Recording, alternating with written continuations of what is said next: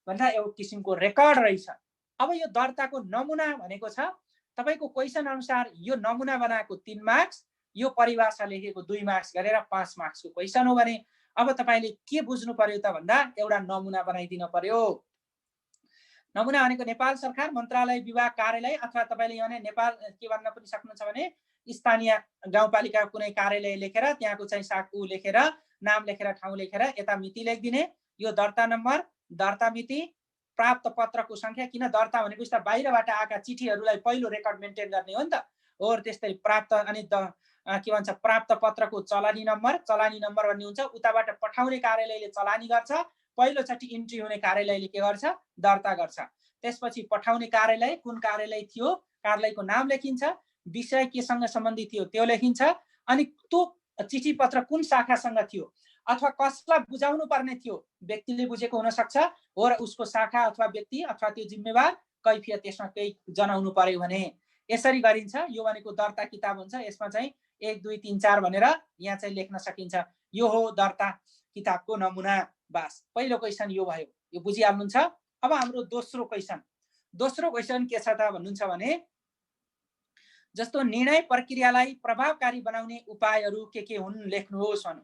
निर्णय भन्ने बित्तिकै केलाई बुझिन्छ, कुनै पनि कुराको बारेमा डिसाइड गर्नु हो, कुनै पनि कार्यको बारेमा निदो गर्नु हो, कुनै पनि कार्य गर्ने र नगर्ने भनेर गरिएको एउटा चाहिँ निदो घोषणा, त्यस्तालाई निर्णय भनिन्छ। त्यसकारण त्यो निर्णयलाई प्रभावकारी राम्रो छरितो बनाउने उपायहरू भनेको छ, त्यस्ता चाहिँ उपायहरू के हुन् त तपाईले यहाँ हेर्नुहोस् उत्तर निर्णय प्रक्रियालाई प्रभावकारी बनाउने उपायहरू भन्ने अनि सरसर्ती लेख्नुहोस्, यहाँ बुलेटमै लेख्नुहोस्। जस्तो निर्णय प्रक्रियालाई सरल छरितो प्रभावकारी बनाउन कार्यान्वयन योग्य बनाउनु गर्नुपर्ने उपायहरू निम्नानुसार उल्लेख गरेको छु अथवा चाहिँ गरिएको छ भन्नुहोस्। त्यसपछि टिप्पणी प्रथामा सुधार गर्ने र निर्णयका तहहरूलाई घटाउने, 3 तहभन्दा बढी निर्णय नहुने, 3 तहभन्दा बढी भयो भने त्यो चाहिँ बढी प्रोसेस ओरिएन्टेड भयो भन्ने छ। हाम्रो निर्णय प्रक्रिया सरलीकरण निर्देशिकाले 3 तहभन्दा बढीको निर्णयको आवश्यकता देख्दैन।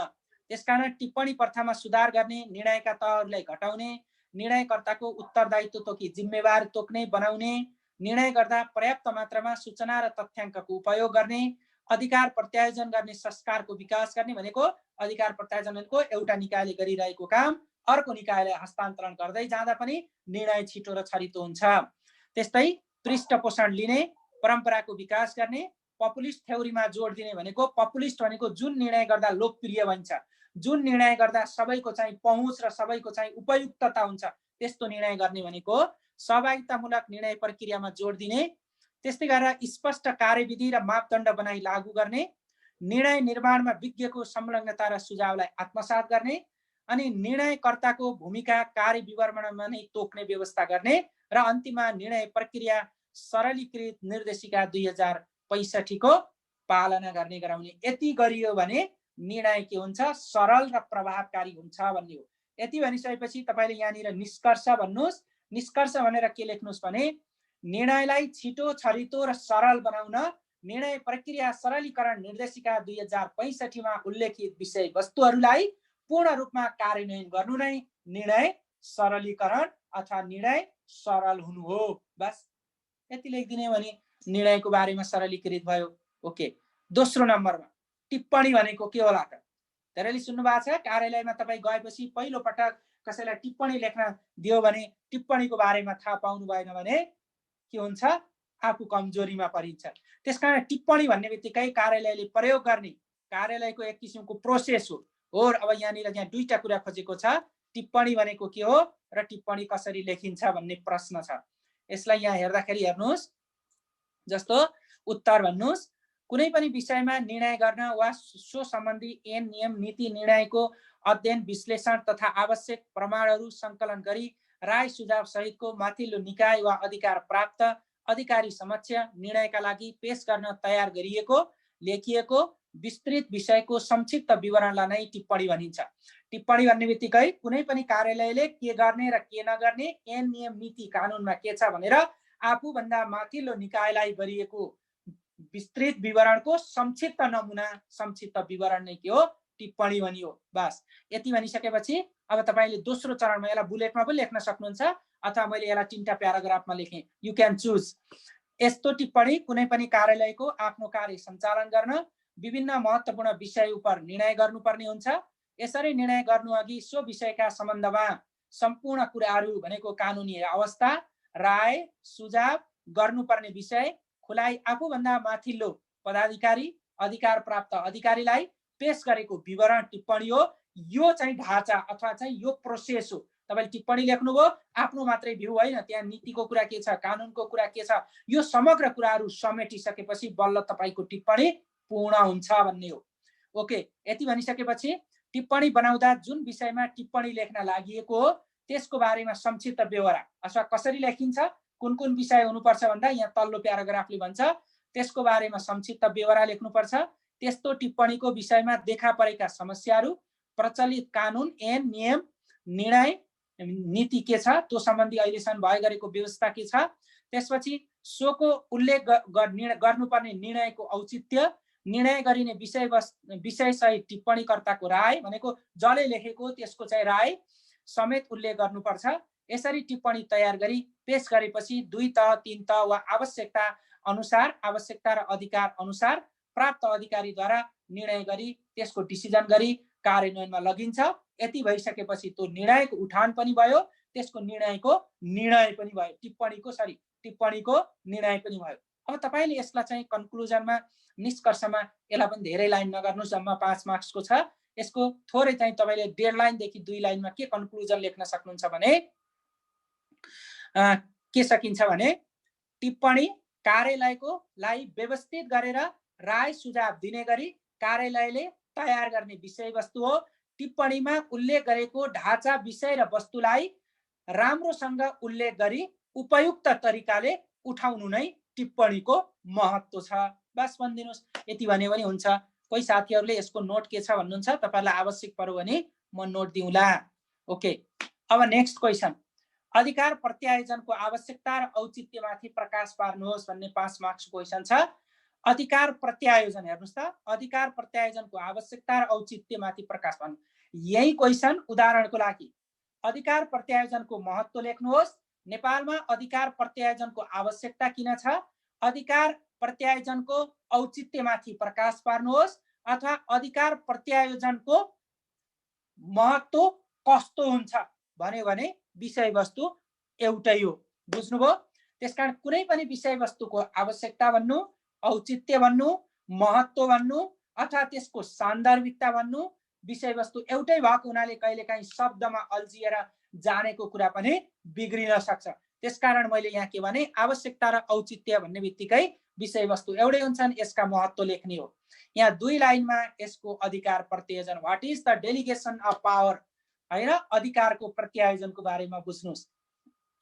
जस्तो आफूमा प्राप्त अधिकार र शक्तिलाई अरू मार्फत वा अर्को निकाय पदाधिकारीबाट प्रयोग गराउनु, सुम्पिनु, तोकिनु, त्यो अधिकार प्रत्यायोजन हो। जस्तो डेलिगेसन अफ पावर भनेको उदाहरणको निम्ति म कुनै कार्यालयको प्रमुख हुँ, मसँग भएको अधिकार, जस्तो मसँग भएको वित्तीय अधिकार हुन सक्छ, मसँग भएको प्रशासनिक अधिकार हुन सक्छ, मसँग भएको अन्य कुनै चाहिँ अथवा कार्य सम्पादनसँग सम्बन्धित अधिकार हुन्छ, त्यस्तो अधिकारलाई म भन्दा तल्लो निकायमा, म भन्दा तल्लो पदाधिकारीमा के गर्दै जाने, त्यसलाई चाहिँ डेलिगेसन गर्दै जाने, त्यसलाई चाहिँ प्रत्यायोजन गर्दै जाने अथवा त्यो अधिकारलाई शेयरिङ गर्ने, त्यो भनेको के हो त, अधिकारको प्रत्यायोजन हो।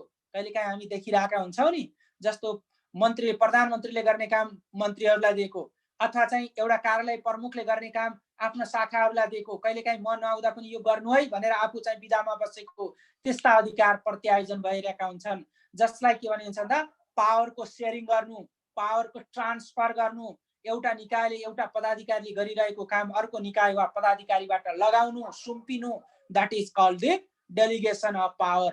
त्यसैले माथिका तहका कर्मचारी, कार्यालय वा संस्थाले तल्लो तहका कर्मचारी, कार्यालय वा अड्डालाई आफूमा रहेको अधिकार हस्तान्तरण गर्ने प्रक्रियालाई नै के भनिन्छ, अधिकारको प्रत्यायोजन भनिन्छ। ओके, नेपालको सार्वजनिक प्रशासनमा वा सार्वजनिक व्यवस्थापनमा त्यस्तो अधिकार प्रत्यायोजनको आवश्यकता किन छ, आवश्यकता के हो, औचित्य के हो भन्यो भने यसको चाहिँ मूलभूत रूपमा यो त माताहतमा जिम्मेवारीको बोध गराउनु हो। मातहतमा जिम्मेवारीको बोध गराउनु भनेको आफू मातहतका निकायलाई जिम्मेवारीको बोध गराउनु हो। अर्को नेतृत्व विकास गर्ने अवसर प्रदान गर्नु पनि हो। नेतृत्व विकास भनेको तल्लो तहलाई नेतृत्वको विकास गर्न सघाउ पुर्याउँछ। त्यस्तै गरेर कार्य सम्पादनमा सरलता, शीघ्रता र चुस्तता कायम गर्नु हो, किन त्यसले छिटो छरितो पनि बनायो नि, एउटै व्यक्ति सर्वे सर्वाबाट हटाउँछ। अर्को संगठनको काममा मितव्ययिता र कार्यदक्षता वृद्धि गर्न, सहभागितामूलक व्यवस्थापनको अभ्यास गर्न, एज अ पार्टिसिपेटरी एप्रोचको एक्सरसाइज पनि हुन्छ सहभागी निर्णय गराउन।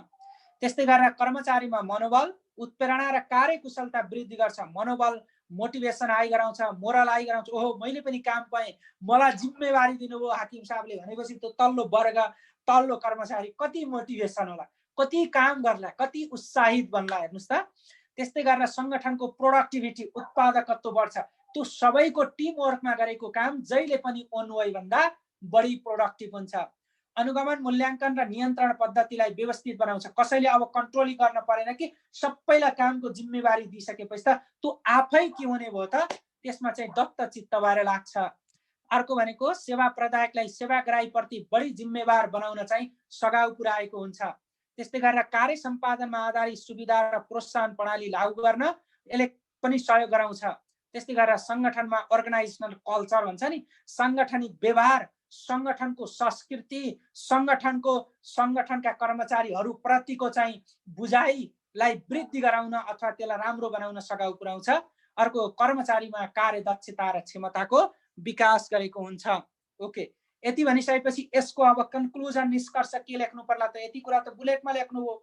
एउटा कुरा के नछुटाउनु होला भने अधिकार प्रत्यायोजनको आवश्यकता भन्ने यो चाहिँ प्रश्नले खोजेको के हो भने संगठनलाई चुस्तता बनाउन, अधिकारको विभाजन गरी उपल्लो निकाय र तल्लो निकायका बीचमा काममा सरलीकृत बनाउन र समग्रमा कर्मचारीमा मोटिभेसन अथवा उत्प्रेरणाको वृद्धि गराई संगठनात्मक व्यवहारलाई सुधार ल्याउन अधिकार प्रत्यायोजनको आवश्यकता छ। बस यति भनेर यसको चाहिँ कन्क्लुजन गरिदिनुस्। अब नेक्स्ट क्वेसनमा जाउँ। नेक्स्ट क्वेसन हाम्रो सम्पत्ति शुद्धिकरणबाट छ। अहिलेको नयाँ कोर्स अफ कन्टेन्ट अनुसार सम्पत्ति शुद्धिकरणबाट पर्न सक्ने प्रभाव बारे लेख्नुहोस् भन्ने छ। सम्पत्ति शुद्धिकरणको परिभाषा यहाँ खासै खोजेको होइन।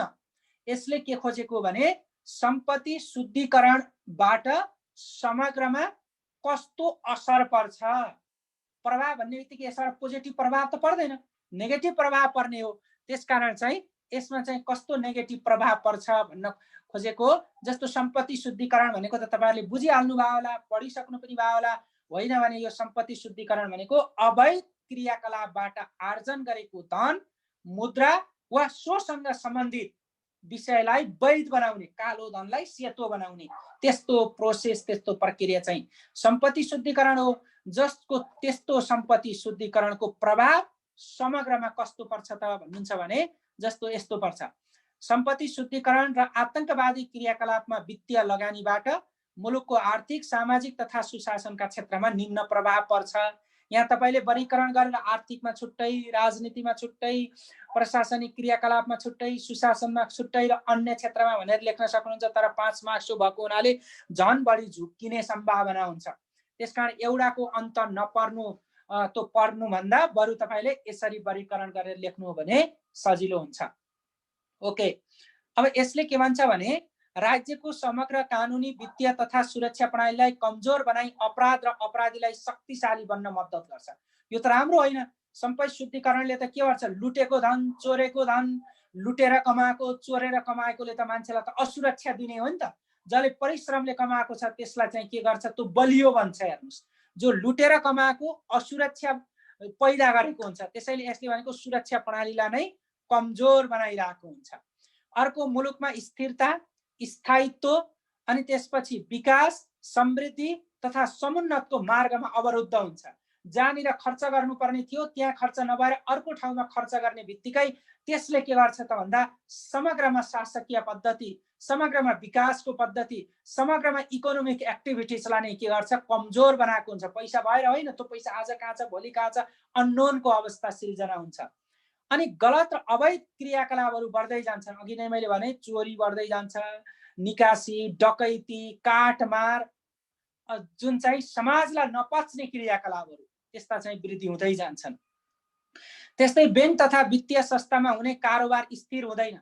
जस्तो कुन दिन ल्याएर कहाँबाट पैसा राख्छ, त्यो पैसा झिकेर कहाँ लान्छ, जसको चाहिँ स्थिरता हुँदैन। त्यसकारण बैंक पनि कुनै दिन वात्तै माथि जाने, तल जाने, टाट पल्टिने सम्भावना हुन्छन्। ठुलो रूपमा अवैध यो चाहिँ मुद्रा निर्मूलीकरण अथवा चाहिँ के भन्छ अवैध यो कारोबारले गर्दाखेरि।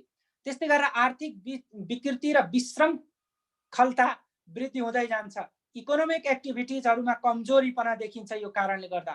अर्को, राष्ट्रको अन्तर्राष्ट्रिय छवि र लगानी कमजोर हुँदै जान्छ। जुन ठाउँमा चोरी हुन्छ, जुन ठाउँमा डकैती हुन्छ, जुन ठाउँमा सीमा अपराधहरू हुन्छन्, त्यो देशमा राज्यको अन्तर्राष्ट्रिय क्षेत्रले गर्ने लगानी कमजोर हुँदै जाँदा देशको अर्थतन्त्र पनि कमजोर हुन्छ।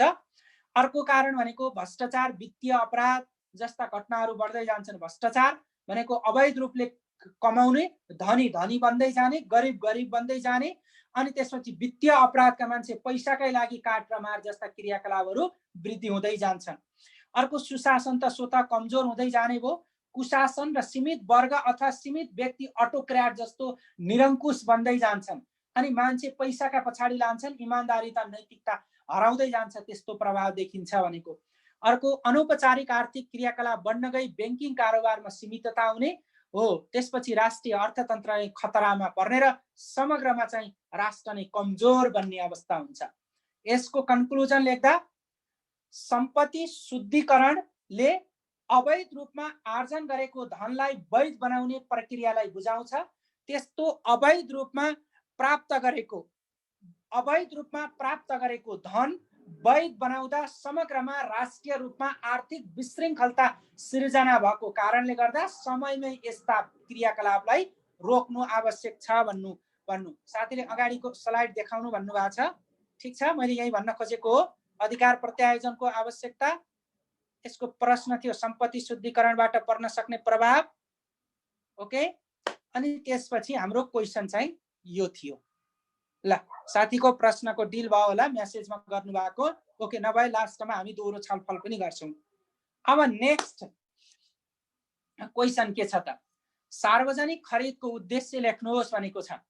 सार्वजनिक खरिद ऐन 2063 को उद्देश्य खोजेको अहिले सार्वजनिक खरिदको उद्देश्य। सार्वजनिक खरिद भन्ने बित्तिकै सार्वजनिक निकायले विकास निर्माणको अथवा भौतिक पूर्वाधारको अथवा चाहिँ सार्वजनिक खर्च व्यवस्थापनका सन्दर्भमा गरिने त्यस्तो खर्चलाई नियमित, सरल बनाउनको निम्ति गरिने कानुनी प्रावधान सहितको अवस्था सार्वजनिक खरिद ऐन 2063 ले गरेको छ भन्न पर्यो।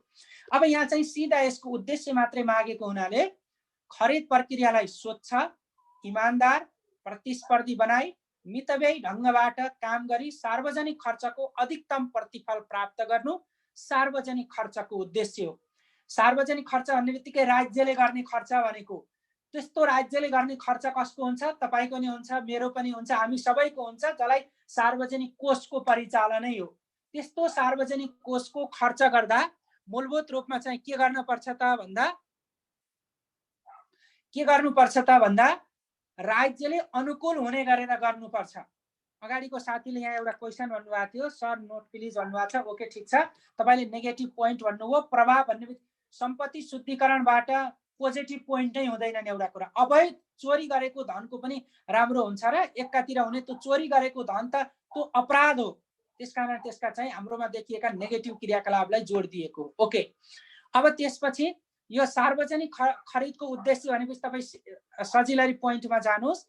सार्वजनिक खरिद प्रक्रियालाई प्रतिस्पर्धाका माध्यमबाट स्वच्छता कायम गर्नु, विवेकपूर्ण ढङ्गबाट सार्वजनिक खर्चको अधिकतम प्रतिफल हासिल गर्ने, राज्यमा सुशासनको प्रत्याभूति दिलाउने, राज्यभरि सार्वजनिक खरिदको काममा एकरूपता कायम गर्ने। किनकि खरिद प्रक्रिया भनेको तल्लो निकायदेखि उपल्लो निकायसम्म अथवा चाहिँ 761 वटा सरकारले नै गर्ने एकरूपता होस् भनेर एउटै खरिद ऐनको चाहिँ उल्लेख गरिएको। त्यसपछि सार्वजनिक खर्चमा मूल्य सार्थकता, भ्यालु फर मनी भन्छन् नि, पैसा त खर्च गरियो तर त्यो पैसा अनुसारको भ्यालु एचिभमेन्ट आयो कि आएन भन्नको निम्ति पनि सार्वजनिक खरिद ऐनले बोलेको छ। त्यस्तै गरी सार्वजनिक खरिदमा अनुगमन र मूल्याङ्कनलाई प्रभावकारी बनाउने, सार्वजनिक खरिदलाई राज्य र जनताप्रति जिम्मेवार बनाउने, वित्तीय पारदर्शिता र सुशासन कायम गर्ने यसका मुख्य उद्देश्यहरू हुन्। यति भनिसकेपछि यहाँहरूले कन्क्लुजनमा के लेख्नुस् भने सार्वजनिक खरिदको अर्थ सार्वजनिक निकायमा हुने खरिद प्रक्रियालाई नियमित, स्वस्थ र प्रतिस्पर्धा बनाई सार्वजनिक खरिदका लक्ष्य र उद्देश्य प्राप्त गर्नको निम्ति सार्वजनिक निकायमा सुशासन र पारदर्शी बनाउनु नै यसको मूलभूत उद्देश्य हो भन्नु। सबैलाई समेटेर त्यसको कन्क्लुजन लेख्ने। यति भइसकेपछि वित्तीय पारदर्शिता पनि हुन्छ र अन्तिममा सुशासन कायम हुन्छ भन्ने हो। अब अर्को क्वेशन छ तपाईलाई भिन्नता लेख्ने। जस्तो अर्को क्वेशन भनेको सार्वजनिक प्रशासन र निजी प्रशासनका बीचमा भिन्नता के छ त? सार्वजनिक प्रशासन एक किसिमको प्रशासन हो, निजी प्रशासन भनेको अर्को किसिमको। कहिलेकाहीँ तपाईले लेख्दाखेरि यसलाई टी आकारमा एकातिर सार्वजनिक प्रशासन अर्कातिर निजी प्रशासन भनेर लेख्नु होला। तर सार्वजनिक प्रशासन निजी प्रशासनलाई ठ्याक्क चिनाउनको निम्ति बीचमा भिन्नताका आधारहरू लेखेर यो लेख्नुभयो भने धेरै सजिलो हुन्छ।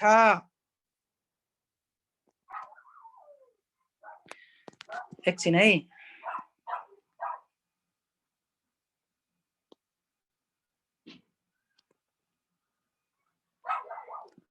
ओके, अब यति भनिसकेपछि यी दुईटाको बीचमा फरक छुट्याउनु भन्दा पहिला यसको कन्सेप्ट सुन्नुस्, किनकि हामीलाई चाहिँ फरक छुट्याउन भनेको छ। जतिसक्दो तपाईले पोइन्टमै यसको फरक छुट्याउने।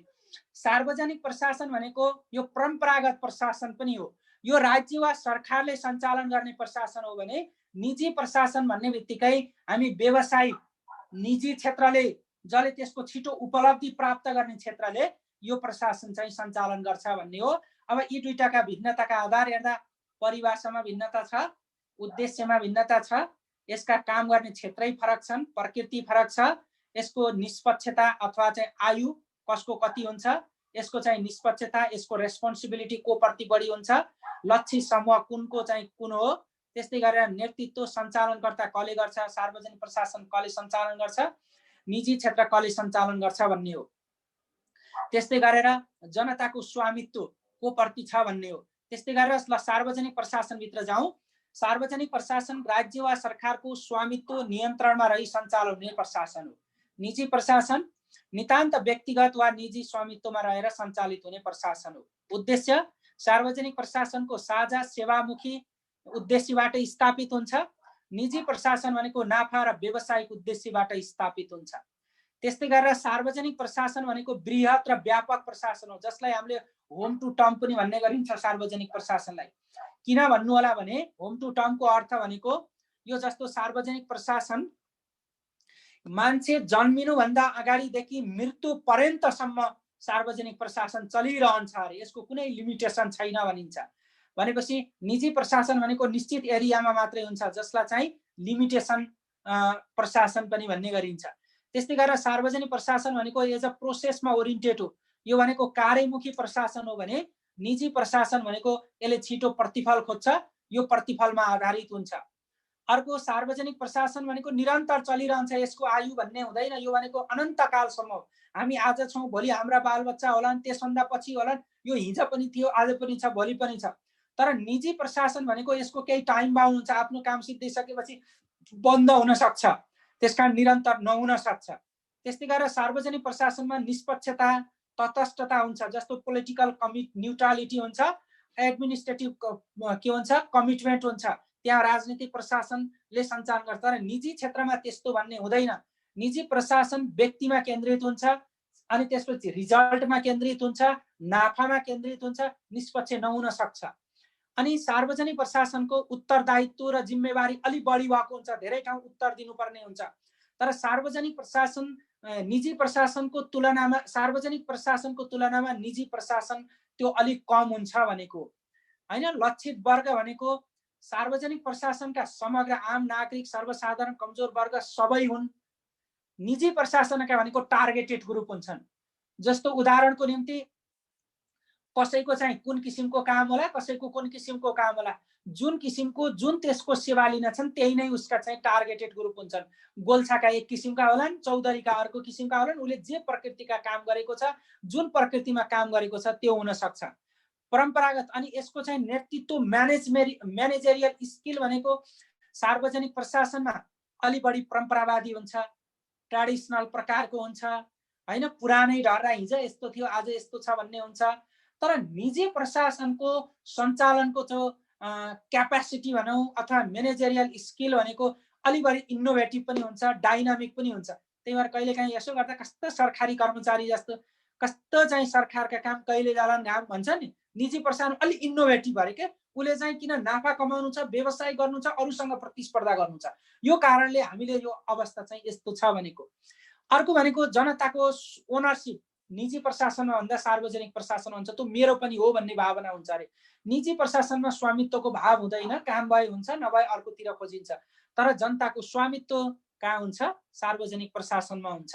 ओके, अब यति कुरा भनिसकेपछि करिब करिब मैले चाहिँ फर्स्ट पेपरको पहिलो खण्डभित्र हामीले सार्वजनिक प्रशासनभित्रको सामान्य प्रशासनको यो खण्ड चाहिँ मैले पुरा गरेँ। अब हामी चाहिँ राजस्व खण्डतिर जान्छौँ। त्यसपछि बाँकी रहेकालाई फेरि अहिले लास्टमा फेरि छोडिएका क्वेसनलाई फेरि हामी डिल गर्छौँ। अब राजस्व खण्डतिर जाँदा अलि बढी चाहिँ यहाँ चाहिँ आर्थिक क्रियाकलापहरू, अलि बढी राज्यको राजस्व सञ्चालनका कुराहरू, अनुदानका कुराहरू, बजेटका कुराहरू अनि राजस्व प्रशासनका कुराहरू, यो विषयवस्तु बारेमा ध्यान दिनु आवश्यक छ। ओके, यति भनिसकेपछि अब चाहिँ समानीकरण अनुदानका लागि लिनुपर्ने आधार के हुन् भन्ने क्वेसन छ।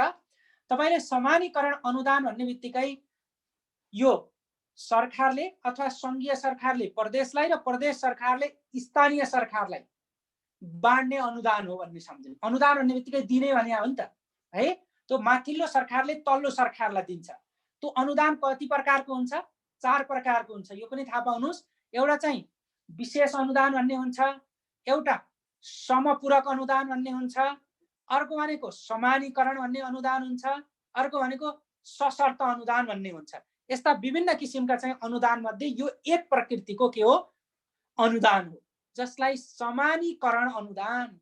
समानीकरण अनुदान भनेको के हो भने समन्वय गरेर केन्द्रीय सरकारले अथवा संघीय सरकारले प्रदेश सरकारलाई दिने, प्रदेश सरकारले फेरि आफ्नो मातहत रहेका स्थानीय सरकारलाई दिन्छ। भनेपछि संघीय सरकारले प्रदेशलाई पनि दिने हो, स्थानीय सरकारलाई पनि दिने हो। यसरी दिने अनुदानलाई के भनिन्छ? समानीकरण अनुदान, समान न्याय गरेर। त्यस्तो समानीकरण अनुदान दिने आधार बेसलाइनहरू के हुन् त भन्दा जस्तो प्रदेश तथा स्थानीय तहमा रहेको शिक्षा, स्वास्थ्य, खानेपानी जस्ता विषय जस्ता मानव सूचाङ्कको आधारमा अनुदान दिन्छ। एउटा आधार, एउटा पोइन्ट भनेको त्यसको आधार बेस भनेको प्रदेश तथा स्थानीय तहमा रहेको शिक्षा, स्वास्थ्य, खानेपानी भनेको सोसियल फ्याक्टरलाई हेरेर त्यसका सूचकको आधारमा संघीय सरकारले अनुदान दिँदो रहेछ, एउटा आधार। अर्को अन्य प्रदेश वा स्थानीय तहको सन्तुलित विकास, जस्तो काठमाडौँ महानगरपालिकालाई दिने पैसा र उदाहरणको लागि गुल्मीको रेसुङ्गा नगरपालिकालाई दिने पैसा त एउटै नहुन सक्छ, अथवा काठमाडौँ महानगरपालिकालाई दिने पैसाको भ्यालु र वीरगञ्ज महानगरपालिकालाई दिने पैसाको भ्यालु एउटै नहुन सक्छ है। यो अवस्थाले हेर्दाखेरि उदाहरणको लागि भक्तपुरको सूर्यविनायक नगरपालिकालाई दिने अनुदानको हिसाब र अथवा चाहिँ कपिलवस्तुको शिवराज नगरपालिकालाई दिने अनुदान त एउटै हुँदैन नि हो। र त्यो भनेको यहाँको विकास कस्तो भएको छ, त्यहाँको विकास कस्तो छ, त्यहाँका मानव विकासका सूचकाङ्क र गरिबी, शिक्षा, स्वास्थ्यका सूचकाङ्क कस्ता छन्, त्यसका आधारमा वर्गीकरण दिनको निम्ति समानीकरण अनुदान चाहिएको रहेछ भन्नु पर्यो। तपाईँ भोलि त्यहाँ गएर गर्दा यो समानीकरण अनुदानका आधारहरूको बारेमा काम गर्नुपर्ने हुन्छ। त्यस्तै गरेर प्रदेश तथा स्थानीय तहमा रहेको आर्थिक, सामाजिक वा अन्य कुनै प्रकारको विभेदको अवस्था, त्यहाँको सोसियल स्ट्याटस कस्तो छ, त्यहाँको कम्युनिटी अर्गनाइजेसनको स्ट्याटस के छ, त्यहाँको लिङ्गीय, क्षेत्रीय, सामाजिक स्ट्याटस के छ, त्यसका आधारमा चाहिँ यो अनुदान थपघाट गर्ने थोरै धेरै हुन्छ, एउटा आधार। अनि त्यसपछि अर्को भनेको प्रदेश तथा स्थानीय तहको पूर्वाधार विकास, बाटोको कुरा होला, सडकको कुरा, यातायातको कुरा, सञ्चारको कुरा हैन, यो आधार हेरिन्छ। अर्को भनेको प्रदेश तथा स्थानीय तहले जनतालाई पुर्याएको सेवा प्रभाव, जो service delivery, day to day फङ्सनका कुराहरू हुन्छन्, उनीहरूको जनतासँगको एक्सेसको कुरा होला, कसरी सेवा दिएको छ त्यो हेरिन्छ। र प्रदेश तथा स्थानीय तहको राजस्वको अवस्था, जसले बढी राजस्व बढी उठा उसलाई बढी अनुदान दिइन्छ, किनकि उसलाई प्रोत्साहन गरेको यो अवस्थाले। अर्को उनीहरूको खर्च, कसैलाई पैसा मात्रै दिने, खर्चै गर्न सक्दैन भने के को समानीकरण अनुदान दिने हो? खर्च गर्ने कसले ल्याकत राख्दछ, कसरी खर्च गरिएको छ, यस्तो अवस्थाले दिने यो समानीकरण अनुदान हो, यस्तो आधारमा दिइन्छ। अब नेपालमा अर्को क्वेसन छ, नेपालमा व्यापार घाटा बढ्नुका कारणहरू के होलान् भन्ने छ। भनिन्छ नि नेपालमा चाहिँ व्यापार अत्यधिक छ तर हामी चाहिँ परनिर्भर छौँ, नेपालमा दिनादिन व्यापार घाटा बढिरहेको छ। अहिले पनि हाम्रो हेर्ने भने व्यापारको सन्तुलनको अवस्था अत्यन्त नाजुक छ, जहाँ हाम्रो अधिकांश व्यापार आयातमुखी व्यापार छ। आयातमुखी व्यापार भनेको उदाहरणको निम्ति तपाईहरुलाई यहाँ म डेटा भन्छु, 100 रुपैयाँको व्यापार गर्यौं भने करिब 6.5 रुपैयाँ चाहिँ हामी बाहिरबाट ल्याउँछौं, बाँकी रहेको कति रह्यो 92.5 रुपैयाँ हैन हो, त्यो पैसा बाहिर जान्छ भनेपछि हेर्नुस् त करिब 93% चाहिँ व्यापार चाहिँ के रहेछ, आयात रहेछ, बाँकी रहेको 6-7% व्यापार चाहिँ निर्यात भइसकेपछि हाम्रो व्यापार के भयो, घाटा भयो।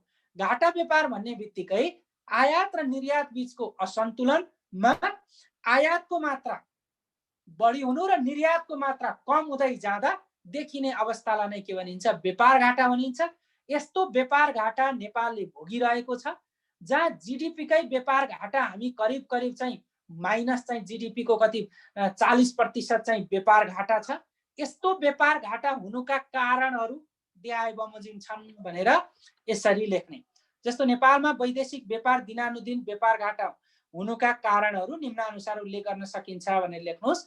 जस्तो आयातको तुलनामा निर्यातको अवस्था अत्यन्त न्यून र कमजोर हुनु, अधिकांश निर्यात हुने वस्तुमा आयातित कच्चा पदार्थको मात्रा बढी हुनु, वस्तु तथा सेवाको विविधीकरण नहुनु भनेको निर्यात गरिने वस्तु तथा सेवा धेरैभन्दा धेरै नहुनु भनेको। अर्को अन्तर्राष्ट्रिय व्यापारिक कूटनीतिक क्षमता कमजोर हुनु, इन्टरनेशनल डिप्लोमेटिक नर्म्स भन्छ नि, हाम्रो अन्तर्राष्ट्रिय सम्बन्ध कमजोर हुनु, जसले गर्दा नेपालको वस्तु तथा सेवाले अन्तर्राष्ट्रिय मार्केट पाउन सकेन। त्यस्तै गरेर अर्को भनेको लगानी मैत्री वातावरण चाहिँ नहुनु, किनकि नेपालले लगानी गर्न सकेका छैन, बाहिरको लगानी कमजोर छ भन्ने हो।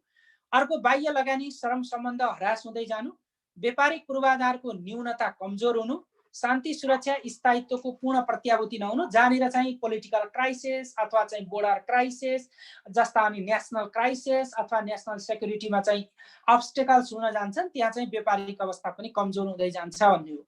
अर्को सेवा व्यापारका नवीन क्षेत्र पहिचान र प्रचार गर्न नसक्नु, कस्ता कस्ता व्यापार हो, हिजो गलैँचा बेच्थ्यौं भने आज गलैँचा कम भयो भने अब अलैँची बेच्न पर्यो, भोलि अलैँची डाउन होला अनि के बेच्न पर्यो त भन्दा अदुवा बेच्न पर्यो। एनीवे त्यस्ता चाहिँ गर्न नसक्नु, अन्तर्राष्ट्रिय बजारसम्मको पहुँच, बौद्धिक व्यापारिक सम्पत्तिको संरक्षण र प्रवर्धन गर्न नसक्नु। अर्को आन्तरिक उत्पादन स्थानीय कच्चा पदार्थको उच्चतम उपयोगमा जोडन दिन नसक्नु। यी भनेको नेपालको दिनानुदिन व्यापार घाटा बढ्नुका कारण हुन्। अब तपाईलाई सुधारका उपाय के हो भनेर यसैमा जोड भने तिनलाई मिलाएर उल्टाइदिनुस्। किन वस्तु तथा सेवाको विविधीकरण गर्नु पर्यो, व्यापारिक सम्बन्ध विस्तार गर्नु पर्यो, नयाँ वस्तुहरू सृजना गर्नु पर्यो, लगानी वृद्धि गर्नु पर्यो, शान्ति सुरक्षालाई कायम गर्नु पर्यो, औद्योगिक क्रियाकलापमा प्रोडक्टिभिटी हाई गर्नु पर्यो। ती चाहिँ सुधारका विषयवस्तु हुन सक्छन्। र अन्तिममा यसको कन्क्लुजन के लेख्नुस् भने बदलिदो परिवेशमा नेपालको व्यापारलाई वृद्धि गरी अन्तर्राष्ट्रिय व्यापारसँगको तादातम्यता मिलाई व्यापार घाटा न्यूनीकरण गर्न माथि उल्लेखित गरिएका कारणहरूलाई समयमै निदान गर्नु आवश्यक छ, जसका लागि वस्तु तथा सेवाको विविधीकरण गरी अन्तर्राष्ट्रिय व्यापारमा नेपालको पहुँच वृद्धि गर्नु नै आजको आवश्यकता हो। बस यति भन्नु भने यसको कन्क्लुजन हुन्छ। अब अर्को नेपालमा बैंकिङ क्षेत्रका प्रमुख समस्याहरू के छन् भन्ने हो। बैंकिङ सेक्टर कसैले तपाईले चाहिँ जस्तो बैंकिङ सेक्टरको परीक्षा दिँदै हुनुहुन्छ, सार्वजनिक संस्थानभित्र जाँदै हुनुहुन्छ भने पनि यो विषयवस्तुहरू त्यहाँनिर जोड्न सक्नुहुन्छ। जस्तो नेपालको बैंकिङ क्षेत्रमा हाल देखेका विभिन्न उतार चढाव, बढ्दो प्रतिस्पर्धा छ, बिग्रदो लगानी वातावरण जस्ता कारणले नेपालको बैंकिङ क्षेत्र दिन प्रतिदिन केही न केही समस्या देखिएका छन्, जसलाई निम्नानुसार उल्लेख गर्न सकिन्छ भनेर अनि जानुस्। जस्तो अस्थिर नीतिगत व्यवस्था र कमजोर राजनीतिक संयन्त्र। अस्थिर नीतिगत भनेको आज एउटा नीतिले नै भोलि परिवर्तन गर्ने गर्दा बैंकिङ सेक्टर तहस नहस हुन सक्छ। त्यसकारण चाहिँ नीति भनेको जहिले पनि स्थिर हुनुपर्छ भन्न खोजेको। कमजोर राजनीति भनेको पोलिटिकल स्टेबिलिटी राम्रो भएन भने बैंकले लगानी गर्न सक्दैन। लगानी गर्न सकेन भने प्रफिट आउँदैन, प्रफिट आउन सकेन भने बैंक चल्दैन। यो किसिमले चाहिँ त्यस्तो अनुत्पादक क्षेत्रमा बढी लगानी हुनु, अहिले भनेको हाम्रो चाहिँ जस्तो चाहिँ क्राइसिस को कारणले गर्दा पैसा नउठ्नु, लगानीका क्षेत्रहरू स्थिर हुन नसक्नु, अनि त्यस्ता क्षेत्रमा लगानी बढ्नुको कारणले पनि समस्या छ भनेको।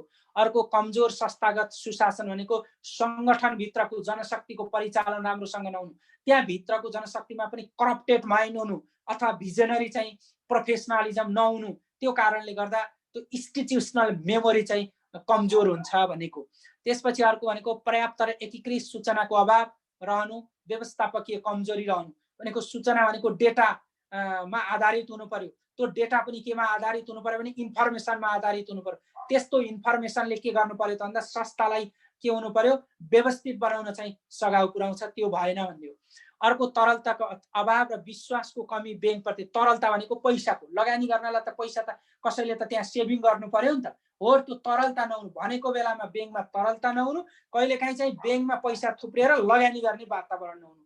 अहिले बैंकमा पैसा छ, लगानी गर्ने वातावरण छैन, कुनै बेला चाहिँ पैसामा पैसा छैन, लगानी गर्ने वातावरण थियो। यस्तो अवस्थाले पनि बैंकिङ क्षेत्रमा समस्या छन् भन्न खोजेको। अर्को लेखा परीक्षण नियमित रूपमा गराउन नसक्नु भनेको बैंकको मोनिटरिङको पाटो, इभ्यालुएसनको पाटो, त्यसको चाहिँ उपलब्धिको पाटो भनेको त नियमित मोनिटरिङ पनि हुनु पर्यो, अडिटिङ पनि हुनु पर्यो। त्यो लेखा परीक्षणले बैंकको वित्तीय दायित्व आम नागरिकले थाहा पायो भने बल्ल नागरिकले लगानी गर्थे होला नि त, होइन भने राज्यले लगानी गर्न सक्दैनन्, अथवा चाहिँ विभिन्न क्षेत्रमा त्यो जनताको पैसा पनि रहेको हुन्छ, त्यो कमजोर हुँदै जाने अवस्था हुन्छ। अर्को भनेको केन्द्रीकृत वित्तीय प्रणाली। कतिपय हाम्रा बैंकिङ प्रणाली सानो काम गर्न पनि सेन्ट्रलमा धाउनु पर्ने अवस्था त अहिले त छैन, तथापि त्यस्तो भयो भने पनि बैंकिङ क्षेत्रमा समस्याहरू देखिएका हुन्छ। जति सक्यो यसलाई डिसेन्ट्रलाइज गर्दै, विकेन्द्रित गर्दै तल्लो तहसम्म बैंकको एक्सेस पुर्याउन चाहिँ सक्नुपर्छ, किन लगानी र प्रोडक्सन भनेको तल्लो क्षेत्रमा हुने हो। अर्को बचत गर्ने बानीको विकास गर्नु पर्यो, जति भए पनि पैसा बैंकमा बचत गर्नुपर्छ भन्ने कुराको होस्, बैंकबाट लगानी गर्नुपर्छ भन्ने मानसिकताको विकास हुनुपर्छ। अर्को बढ्दो वित्तीय जोखिम रहनु। वित्तीय जोखिम भन्न खोजेको अर्थ लगानी गरेका क्षेत्रमा चाहिँ त्यो पैसा डुब्नु अथवा त्यसले रिटर्न दिन नसक्नु, त्यस्तो अवस्था वित्तीय जोखिम हो। अर्को व्यावसायिक निष्ठा नहुनु, जसले त्यहाँ काम गरिरहेछ नि सकेसम्म चाहिँ त्यो के भन्छ सम्पत्तिको पनि ओभर भ्यालुएसन गरेर बैंक डुबेका घटना पनि छन्, त्यो भनेको व्यावसायिक निष्ठा नभएको कारणले गर्दा। त्यो त पहिल्यै चाहिँ बैंकले कुन क्षेत्रमा लगानी गर्नुहुन्छ, आफ्नो नाता गोता आफ्नो मान्छे हेर्न हुँदैन, सबैलाई समान गर्न सक्नुपर्छ, त्यहाँभित्रको प्रोफेसनलिजम चाहिँ बचाइराख्नुपर्छ। त्यो भनेको उसको के भन्छ त प्रेस्टिज हो, उसको मोरल हो, त्यस्ता चाहिँ इन्टिग्रिटी इथिक्सहरू हुनुपर्छ भन्ने हो। त्यस्ता इन्टिग्रिटी इथिक्स चाहिँ कमजोर भयो भने बैंकिङ क्षेत्र झन् चाहिँ समस्यामा जान्छ भन्ने हो। अब यसको कन्क्लुजन लेख्दा के लेख्नुहोस् भने बैंकिङ क्षेत्रलाई सक्षम, सुलभ र वित्तीय रूपमा पारदर्शी बनाउन बैंक सम्बन्धी ऐन नियम कानुनको पूर्ण पालना गर्ने, राष्ट्र बैंकले लगाउने क्रियाकलापमा बैंकिङ क्षेत्रहरू चनाखो हुने, जसको कारणले गर्दा वित्तीय क्षेत्रलाई सुधार गर्न सकिन्छ र जसका लागि माथि उल्लेख गरिएका समस्याहरूलाई पूर्ण रूपमा समयमै निदान गर्नु नै आजको आवश्यकता हो भन्नुस्। यिनै समस्यालाई सुल्झाउनु नै के हो त बैंक क्षेत्रको समस्याको समाधान गर्नु हो, यसरी चाहिँ उल्लेख गर्ने। ओके, अब यहाँ एउटा चाहिँ तपाईलाई 10 मार्क्सको क्वेशन, 10 मार्क्समा आयो भने कस्तो क्वेशन लेख्ने त? ओके, अब यहाँनिर 10 मार्क्समा आयो भने यो क्वेशन जस्तो नेपालमा वैदेशिक सहायता परिचालनका क्षेत्रमा देखिएका मुख्य समस्याहरू के छन्? वर्तमान अवस्थामा वैदेशिक सहायताको विकल्प सम्भव छ त? तर्कपूर्ण उत्तर दिनुहोस् भन्ने क्वेशन छ। यो तपाईको राष्ट्रसँग सम्बन्धित क्वेशन पनि हो, यतातिर कहिलेकाहीँ हाम्रो सेकेन्ड पेपरमा पनि पढ्नुपर्ने छ। जस्तो नेपालको वैदेशिक सहायता परिचालनका क्षेत्रमा देखिएका समस्या भन्ने बित्तिकै तपाईको माइन्ड के हुनु पर्यो भन्दा वैदेशिक सहायता भनेको के हो भन्ने बुझ्नु हुनु पर्यो। त्यसपछि त्यहाँ समस्या के छन्, अनि वर्तमान अवस्थामा वैदेशिक सहायताको विकल्प छ त? विकल्प बिन त केही पनि हुँदैन। तर त्यो वैदेशिक सहायता नलिकन नेपालमा विकास गर्नको निम्ति अब हामीले के गर्नु पर्ला भन्ने यसको खोजेको उत्तर हो। ओके, अब यहाँनिर उत्तरमा जाउँ। वैदेशिक सहायता नेपालको लागि आवश्यक हो तर अनिवार्य होइन भन्ने मैले यसलाई चाहिँ जार्गन बनाएँ, अथवा एपोस्ट्रोफी हसमा राखेँ। तपाईँ यसलाई चाहिँ मूल्याङ्कन गर्नुहोस् त। वैदेशिक सहायता अहिले नेपालको निम्ति आवश्यक छ, किन नेपालमा स्रोत र साधनको उच्चतम उपयोग हुन सकेको छैन, लगानी आन्तरिक छैन, बाह्य लगानी आउन सकेको छैन, त्यसकारण आवश्यकता हो। तर ल्याउने नाममा यो नलि हुँदैन भने अनिवार्य चाहिँ होइन। खानै पर्छ भन्ने छैन। त्यस कारणले केही अब यसलाई कसरी हेर्ने त भन्दा नेपालको न्यून बचत र लगानीको कमीलाई पूरा गरी गरिबी निवारण गर्न र समग्र विकासका लागि सम्पन्न राष्ट्र र विकसित देश अन्तर्राष्ट्रिय सङ्घ संस्थाबाट लिने सहायतालाई नै वैदेशिक सहायता भनिन्छ। बुझ्नुभयो? वैदेशिक सहायता भनेको देशको विकास गर्न, आर्थिक विकासलाई निरन्तरता दिन, गरिबी न्यूनीकरण गर्न र समग्र विकास गर्नको निम्ति वैदेशिक सहायता लिइन्छ। त्यस्तो वैदेशिक सहायता भनेको देशभन्दा बाहिर गएर बहुपक्षीय राष्ट्रबाट भनेको विभिन्न सङ्गठनबाट र द्विपक्षीय भनेको एउटा देशले अर्को देशबाट लिने सहायता नै के हो त? वैदेशिक सहायता हो भन्न पर्यो। ओके, यति भनिसकेपछि अलिकति यहाँ चाहिँ संविधानले हाम्रो प्रावधान पनि जोडौँ। नेपालको संविधानको धारा 51 अनुसार आन्तरिक स्रोत परिचालनलाई बढाउन वैदेशिक सहायता लिने, त्यसै गरी विकास सहायता नीति 2071 अनुसार सहायता लिन सकिने आधार तय गरेको छ भनेपछि त हामीले कानुनको कुरा पनि गर्यौँ। संविधान पढे जस्तो पनि भयो, उता चाहिँ वैदेशिक नीति 2071 पढे जस्तो पनि भयो, ट्याक्क चाहिँ जोडाइयो यसले भनेपछि यति कुरा चाहिँ जान्नुले के रहेछ भने पढेको रहेछ भन्ने चाहिँ बुझाइयो नि त है। धारा 51 मा चाहिँ स्रोतको परिचालन भनेको छ नि, धारा 51 का नीतिहरू छन् नि, 13 वटा नीति मध्ये हो त्यो नीतिले भन्छ। अर्को भनेको वैदेशिक सहायता नीति 2071, यो नीतिले पनि कस्ता कस्ता क्षेत्रमा वैदेशिक सहायता लिने भन्ने कुरालाई उल्लेख गरौँ। बस यति भनिसकेपछि अब वैदेशिक सहायता परिचालनमा नेपालमा देखिएका समस्याको कुरा गर्ने। जस्तो योजना, बजेट र विकास सहायता नीतिबीच तालमेल मिलाउन नसक्नाले वैदेशिक सहायताको उच्चतम उपयोग भएको छैन नेपालमा। अर्को, प्राथमिकता प्राप्त क्षेत्रमा सहायता परिचालन। हामीलाई चाहिएको थियो स्वास्थ्य चौकी बनाउन, तर विदेशीले सहयोग दियो सडक बनाउन भनेपछि आवश्यकता भन्दा कहिले चाहिँ हाम्रो चाहना अनिवार्यता भन्दा पनि त्यो महत्त्वाकांक्षीले गर्दा वैदेशिक सहायता परिचालन भएको हुन्छ। त्यसले गर्दा त हाम्रो स्वास्थ्यको कुरा त पुरा भएन नि हो। यस्ता समस्या छन् भन्न खोजेको। त्यस्तै गरेर दाताका तर्फबाट द्विपक्षीय स्वार्थ र बहुपक्षीय शर्त आयो। मैले वैदेशिक सहायता दिन्छु, तैँले यही कुरामा चाहिँ प्रयोग गरै भन्ने अवस्था छ भनेपछि मैले दिएपछि तैँले यही गर्नुपर्छ भन्ने त्यो होइन नि। मलाई यो कारणले आवश्यक छ भनेर लिन नसक्नु त्यो पनि समस्या हो। कहिलेकाहीँ भने हुन्छ नि, केटाकेटीलाई भोक लाग्यो भने केटाकेटीलाई चाहिँ दुधसित खान मन लाग्यो होला, होइन तरकारीसितै खा भन्ने हाम्रो चाहिँ फोर्स गरे जस्तै वैदेशिक सहायताले पनि त्यस्तै गर्छ। अनि कहिलेकाहीँ के हुन्छ, बजारमा चाहिँ केही किन्न जाँदाखेरि अथवा परिवार साथीभाइ हुन्छ, कुन कपडा किन्न मन लाग्यो हुन्छ, होइन अर्काको चोइस अनुसार लाउनु परिरहेको, अर्काको चोइस अनुसार खानु परिरहेको, अर्काको चोइसमा पढ्नु परिरहेको, त्यस्तो भयो भने आउँदैन कि दिमागमा पनि। जस्तो तपाईँ हाम्रो परिवारमा पनि कहिलेकाहीँ हेर्ने भने बाउलाई डक्टर बनाउने होला, तर त्यही छोराको डक्टर बन्ने इच्छा नै छैन भने उसले त पढ्दै पढ्दैन के। त्यसकारण हाम्रा दिन वैदेशिक सहायताको परिचालन पनि नेपालमा समस्या यस्तै छ। हाम्रो आवश्यकताले भन्दा पनि त्यो विदेशीको चाहनाले चाहिँ बढी सहायता त्यो आएको कारणले गर्दा त्यसको उच्चतम उपयोग नभएको अवस्था भन्न खोजेको। त्यस्तै कार्य सम्पादन स्तर कमजोर हुनु। अर्को भनेको दाताले 80% लगानी गर्दा 20% सम्बन्धित राष्ट्रले लगानी गर्नुपर्दछ र जसको लागि नेपालमा कोषको कमी छ। अब राष्ट्रले मैले 1 अर्ब तला दिन्छु भन्दा पनि हामी 80 करोड के भन्छ 80 करोड दिन्छु भन्दा पनि के भन्छ हामीले 20 करोड चाहिँ लगानी गर्न सक्ने अवस्था छैन। यसले गर्दा त्यो चाहिँ हाम्रो 80 करोड नै जानुपर्ने अवस्था छ भनेको स्रोत। यस्तो अवस्थाबाट हामी बाधिनु परेको छ। अर्को, प्रोजेक्ट बैंक गठन भए तापनि पूर्ण कार्यान्वयनमा नआउनु। जस्तो प्रोजेक्ट बैंक भनेर हाम्रो आयोजना प्रोजेक्ट बैंक भनेको नेसनल प्लानिङ कमिसनमा राष्ट्रिय योजना आयोगमा छ, तर सबै कुराहरू त्यो प्रोजेक्ट बैंकमा जान नसक्दा हाम्रा त्यस्ता क्षेत्रहरू आउन सकेका छैनन्। ओके, अब त्यसपछि सार्वजनिक खरिद प्रक्रिया झन्झटिलो हुनु, यो त अघि नै भनिसकियो। अर्को, उद्यमशीलताको अभाव र सहायतामै परनिर्भर हुनु। अर्को, पुँजीगत खर्च गर्ने क्षमता कमजोर हुनु। ठेकेदारको कार्य सम्पादन स्तर कमजोर हुँदा हाम्रा जस्तो वैदेशिक लगानीमा रहेका प्रोजेक्टहरू समयमै सम्पन्न हुँदा त उसले पनि फेरि पैसा दिँदैन नि त, अन्त डाइभर्ट गर्छ। यस्ता चाहिँ केही समस्या छन् भनेको। अब त्यसपछि विकल्प के हुन सक्छ त वैदेशिक सहायता परिचालनको विकल्प? हामीले विकल्प विहीन त केही पनि हुँदैन। भोलि हेर्नुहोस् त, हाम्रो यो संसारमा र हाम्रो यहाँ धर्म कर्म र हाम्रो परिस्थिति अनुसार बाबुआमाको विकल्प चाहिँ खोज्न सकिन्न, त्यो बाहेक सबैको विकल्प छ भने यस्ता सिद्धान्त, यस्ता प्रतिपादनको, यस्ता व्यवस्थाको विकल्प नहुने भन्ने चाहिँ कुरा होइन, तर विकल्प कुन किसिमको भन्ने मात्रै।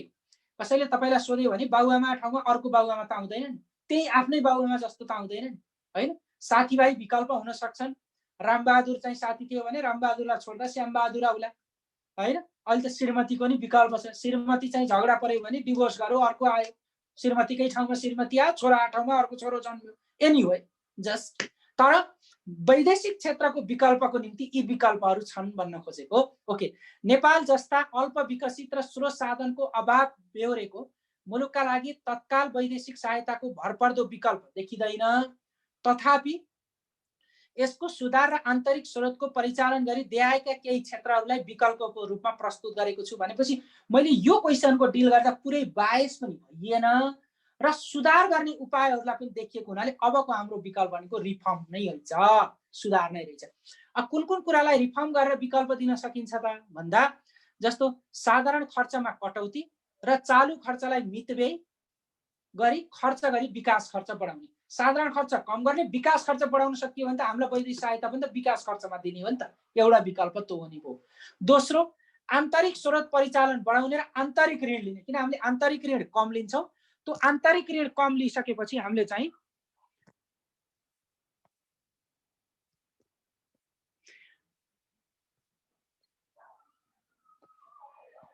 अनि अर्को भनेको विकल्पको सन्दर्भमा जस्तो आन्तरिक ऋण चाहिँ कम गर्ने, आन्तरिक ऋण कम गरेर वैदेशिक सहायता बढी लिन थालियो भने पर वैदेशिक सहायता चाहिँ सही रूपमा परिचालन नहुन सक्छ। त्यसकारण चाहिँ वैदेशिक सहायता लाई कम गर्नको निम्ति त हाम्रो आन्तरिक ऋण बढाउन पर्यो। आन्तरिक ऋण बढिसकेपछि आन्तरिक अलिकति चाहिँ फोर्स हुन्छ, त्यो भएपछि खर्च बढी हुन्छ भन्ने हो। अर्को प्रत्यक्ष वैदेशिक लगानी भित्र हुने आकर्षण गर्ने भनेको प्रत्यक्ष वैदेशिक लगानी भनेको त त्यो फेरि छिटो खर्च हुन्छ नि त, अनि त्यसले चाहिँ बढी इफेक्टिभ गर्छ भन्न खोजेको। जुन क्षेत्रमा खर्च गर्न खोजेको त्यही क्षेत्रमा खर्च हुन्छ। अर्को रेमिट्यान्सलाई उत्पादनशील क्षेत्रमा परेको, जस्तो हाम्रोमा यत्रो रेमिट्यान्स आउँछ त्यसलाई हामीले प्रोडक्टिभिटी क्षेत्रमा अथवा विकासमा खर्च गर्न सकियो भने त स्वतः रूपमा वैदेशिक सहायता कम दिए पनि भयो। अर्को सार्वजनिक निजी र साझेदारी, यहाँ सामाजिक भएछ साथीहरू, यो सार्वजनिक हो है। राज्यले र निजी क्षेत्रको संयुक्त लगानीमा गरियो भने त निजी क्षेत्रको ओनरसिप पनि त हुन्छ नि त। निजी क्षेत्रको ओनरसिपले चाहिँ के कुरालाई जोड दियो त भन्दाखेरि राज्यसँगको सम्बन्ध हुने भयो, खर्चमा पनि सरकारले गर्ने खर्च मितव्ययी हुने भयो। यसरी यो विकल्प दिन सकिन्छ। अर्को सरकारको सार्वजनिक संस्थानमाथिको भारलाई कम गरी निजीकरण गर्ने, किन अहिले पनि सरकारले सार्वजनिक संस्थामा बढी लगानी गर्नु पर्यो। हेर्नु त, एनएससी सधैँ घाटामा जाने, उसलाई चाहिँ प्लेन किन्नलाई सरकारले चाहिँ पैसा ऋण दिएको चाहिँ गर्ने, तर रिटर्न कहिल्यै नआउने भन्नुभन्दा पुरै बरु निजीकरण गरियो भने त उसले चाहिँ आम्दानी गरेर राज्यलाई बढी कर तिर्छ नि त। यो गरिसकेपछि यो पनि एउटा विकल्प हुने भयो। अनि अर्को भनेको आन्तरिक क्षमता सिप र दक्षता वृद्धि गर्ने। हाम्रो आन्तरिक स्रोत जस्तो अहिले यो कोभिडको कारणले गर्दा अहिले सबैलाई चाहिँ विदेश गएका पनि यहीँ फर्किने अवस्था छ। यसले अब के देखाउँछ त भन्दा हामीले आफै गर्नुपर्ने रहेछ। उत्पादन आफै गरेर बाहिरको आयातलाई कम गर्यो भने त त्यो पैसा चाहिँ बाहिर जाने भएन र वैदेशिक सहायता आउनै परेन, त्यसले गर्दा आफ्नै प्रोडक्टिभिटी हाई हुने भयो। यो पनि एउटा विकल्प हो। त्यो रेमिट्यान्सलाई यही प्रयोग गर्ने र जनशक्तिको क्यापेसिटी डेभलप गर्ने। अर्को भनेको भुक्तानी सन्तुलनलाई व्यवस्थित गर्ने, व्यापार घाटा कम गर्ने र निर्यातमा जोड दिने। त्यो निर्यातमा जोड दिने बित्तिकै त हाम्रो व्यापार घाटा कम हुने भयो। अर्को करको दर र दायरामा समय सापेक्ष परिवर्तन गर्ने। करको दर र दायरा भनेको भ्याट हाम्रो 13% छ, सधैँ 13% गर्नुपर्छ भन्ने छैन। कुन कुन क्षेत्रमा भ्याट लाउने हो, सधैँ एउटै नभएर कोही माथि पुर्याउने होला, कोही छुट दिनुपर्ने होला, त्यो एकनासको हुनु हुँदैन। यो चाहिँ पनि चेन्जेबल हुनुपर्छ। त्यो भयो भने राजस्व बढी उठ्छ, राजस्व बढी उठ्यो भने आफ्नै राजस्वले राज्य सञ्चालन गर्न पुग्छ। त्यसपछि पर्यटकीय क्षेत्रको विकास गर्ने, वैदेशिक मुद्रा आर्जन गर्ने र नेपालको कोर इकोनोमिक डेभलपमेन्टको निम्ति टुरिज्म सेक्टरको डेभलप गर्न सक्यो भने त वैदेशिक पैसा त त्यसै आइहाल्यो नि त। और यो चाहिँ विकल्पको रूपमा हुन सक्छ भन्ने हो। ओके, अब यसको कन्क्लुजनमा लेख्दा यो अलि लामो छ, 4-5 उसको हुन्छ तपाईहरुले लेख्दा। अनि नेपालको स्रोत र साधनलाई उच्चतम परिचालन गरी उत्पादनमुखी गुणस्तर र व्यवसायलाई वृद्धि गर्नुपर्दछ। रोजगारीमुखी गरिबी निवारणोन्मुख कार्यक्रममा जोड दिई दीर्घकालीन सोच सहितको योजना दक्ष सक्षम जनशक्तिको विकास गर्न सके वैदेशिक सहायता भन्दा आन्तरिक स्रोतको भरपर्दो उपयोगले देशको विकास हुनेछ, जसका कारण मागेर धनी होइन गरेर धनी बनी आत्मनिर्भर अर्थतन्त्रको विकास गर्न सम्भव छ भने। अहिले मैले भने नि हाम्रोमा वैदेशिक सहायता के हो, आवश्यकता हो, अनिवार्य होइन। अब हामी धनी भनेको मागेर धनी हुने होइन, मागेर धनी त एकैछिनमा होइहाल्ला नि। कसैसँग ऋण ल्याउँदाखेरि करोडौं पैसा होला, एकछिन त हातवरी होला, तर त्यसले चाहिँ दिगो चाहिँ दिँदैन।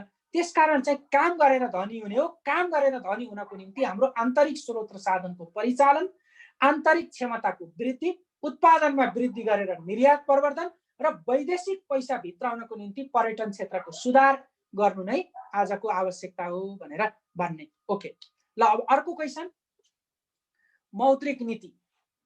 मौद्रिक नीति तपाईले पढ्नुपर्ने, मौद्रिक नीति, वित्त नीति, अर्थनीति, आर्थिक नीति विभिन्न किसिमका छन्। यो भनेको मौद्रिक नीति।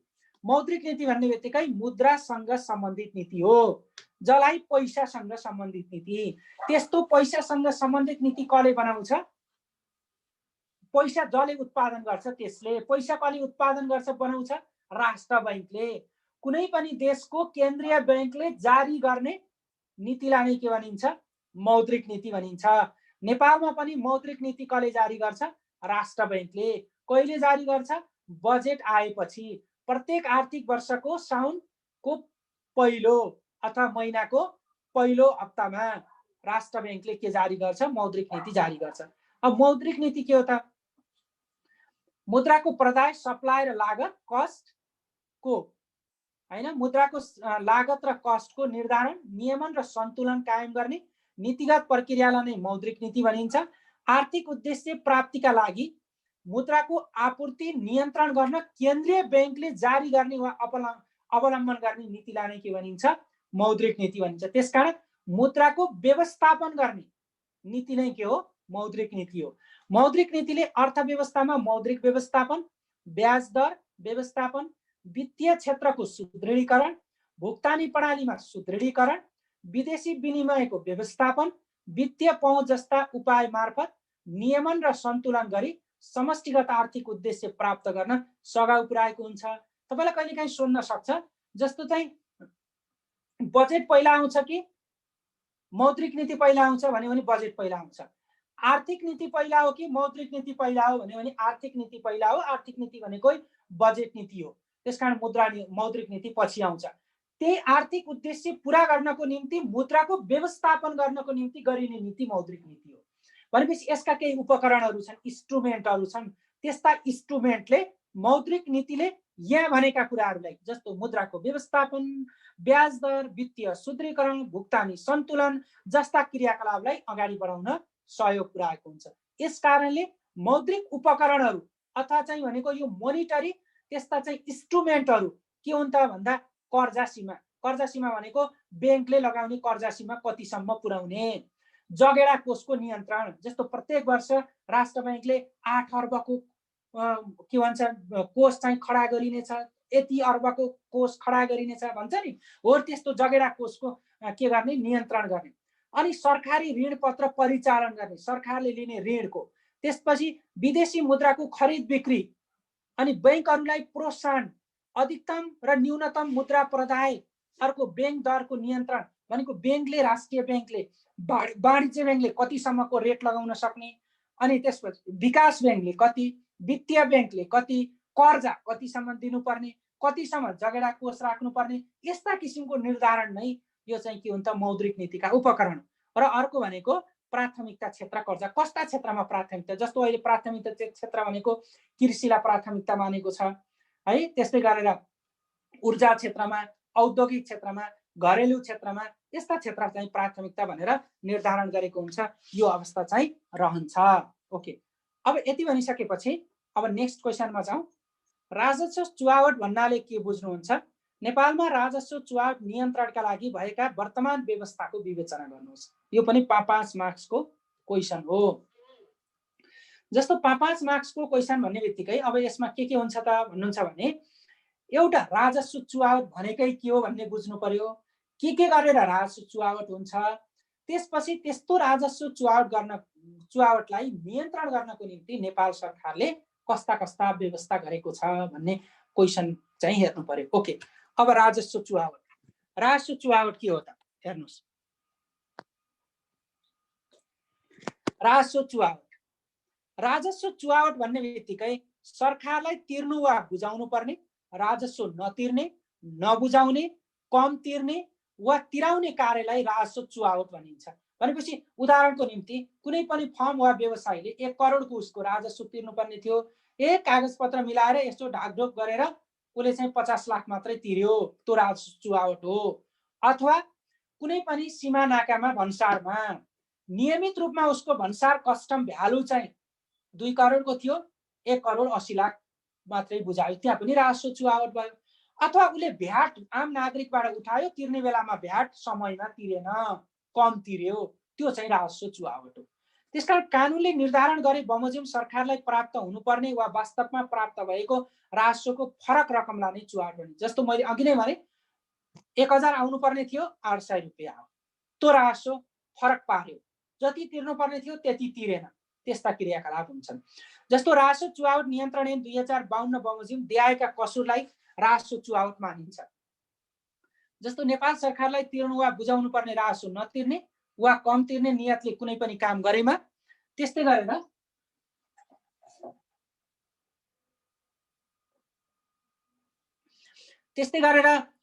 कम राजस्व तिर्ने वा राजस्व नतिर्ने उद्देश्यले गलत लेखा राखेमा, विवरण वा कागजात प्रस्तुत गरी बुझाउनु पर्ने नबुझाएमा वा घटी राजस्व तिरेमा, निकासी पैठारी गर्दा भन्सारमा राजस्व नतिरी राजस्व छलेमा वा छल्ने प्रयत्न गरेमा, अन्य व्यक्तिको नामबाट उद्योग व्यापार व्यवसाय गरी कुनै वस्तु निकासी वा पैठारी गरेमा वा कुनै विदेशी कम्पनी वा संस्थाको एजेन्ट भएमा, सो कुरा नदेखाई नबुझाई अथवा नदेखाई बुझाउनु पर्ने रकम नबुझाई राजस्व छलेमा। मैले भने नि यो राजस्व चुहावट हुने त्यस्ता क्षेत्र भनेका मैले भने एउटा लिखतको फेरबदल गरेर, तिर्नुपर्ने राजस्व नतिरेर, अथवा चाहिँ तिर्नुपर्ने रकममा कम गराएर, अथवा भन्सार छली गरेर, चोरी पैठारी गरेर, त्यसरी चाहिँ राजस्व चाहिँ के हुँदो रहेछ, चुहावट हुँदो रहेछ भनेको। अनि राजस्व तिर्नु वा दाखिला गर्नुपर्ने कार्यालयको कर्मचारीको कार्यमा अनाधिकार भनेको अधिकारभन्दा बाहिर गएर बाधा उत्पन्न गर्ने वा कर्मचारीले अनुचित प्रभावमा पारी आफूले तिर्नु बुझाउनु पर्ने राजस्व नतिरेमा वा कम तिरेमा, यो नै के हो त राजस्व चुहावट हुने आधार हो। त्यस्तै गरेर राजस्व बुझाउनु पर्ने कार्यालयले कर्मचारीसँग मिलेमतो गरी वा नगरी तिर्नुपर्ने राजस्व रकममा हेरफेर वा परिवर्तन गरेमा, राजस्व बुझाउनु पर्ने देखिने गलत लिखत वा कागजात तयार गरेमा, यो सम्पूर्ण कार्य नै के हो त राजस्व चुहावट हो भन्नु पर्यो। अब नेपालमा राजस्व चुहावट नियन्त्रणका लागि भएका प्रयासहरू भन्नुहोस्, यसका चाहिँ नेपालमा भएको व्यवस्था भन्नुहोस्, अथवा नेपालले गरेका प्रयासहरू भन्नुहोस्, जे सुकै भने पनि यी चाहिँ विषयवस्तु छन्। जस्तो नेपालमा राजस्व चुहावट नियन्त्रणका लागि भएका प्रयास तथा व्यवस्थालाई कानुनी व्यवस्था र संस्थागत व्यवस्था गरी देहाय बमोजिम उल्लेख गर्न सकिन्छ भन्नुहोस्। अनि कानुनी चाहिँ के छन् त कानुन? जस्तो कानुनी व्यवस्थामा भन्सारलाई नियमन गर्न भन्सार ऐन 64 र नियमावली छ। त्यस्तै आयकर आम्दानीलाई चाहिँ नियमन गर्नको निम्ति, नियन्त्रण गर्नको निम्ति, व्यवस्थित गर्नको निम्ति आयकर ऐन 2058 र नियमावली 59 छ। त्यस्तै अन्तशुल्क जस्तो रक्सीमा लाउने, बिडीमा लाउने, चुरोटमा लाउने, मदिरामा लाउने, पेय पदार्थमा लाउने, त्यसमा हुने कर छलीलाई रोक्नको निम्ति अन्तशुल्क ऐन छ 58 र नियमावली 58। त्यस्तै गरेर भ्याट ऐन 2052 र नियमावली 53 छ। कसैले भ्याटमा छली गर्यो भने, भ्याटमा कर तिरेन भने के गर्ने भन्ने कुरा हेर्न। त्यस्तै राजस्व चुहावट अनुसन्धान नियन्त्रण ऐन भनेको समग्रमा त्यो राजस्व सबैलाई हेर्ने चाहिँ 2052 को ऐन छ। अर्को यो वित्तीय क्षेत्रमा कारोबारलाई के गर्ने, गर्नुपर्ने काम नगरेको र नगर्नुपर्ने काम गरेर उसले चाहिँ के गरेको, यो राजस्व चुहावट गरेको सन्दर्भमा भ्रष्टाचार निवारण ऐन 2059 छ। त्यस्तै सालबसाली रूपमा आउने आर्थिक ऐन नियम भनेको बजेट, राष्ट्र ऋण, त्यस्तैसँगै चाहिँ विभिन्न किसिमका चाहिँ राजस्व सम्बन्धी चाहिँ दर दायरा परिवर्तन गर्ने कार्यविधि, यी सबै चाहिँ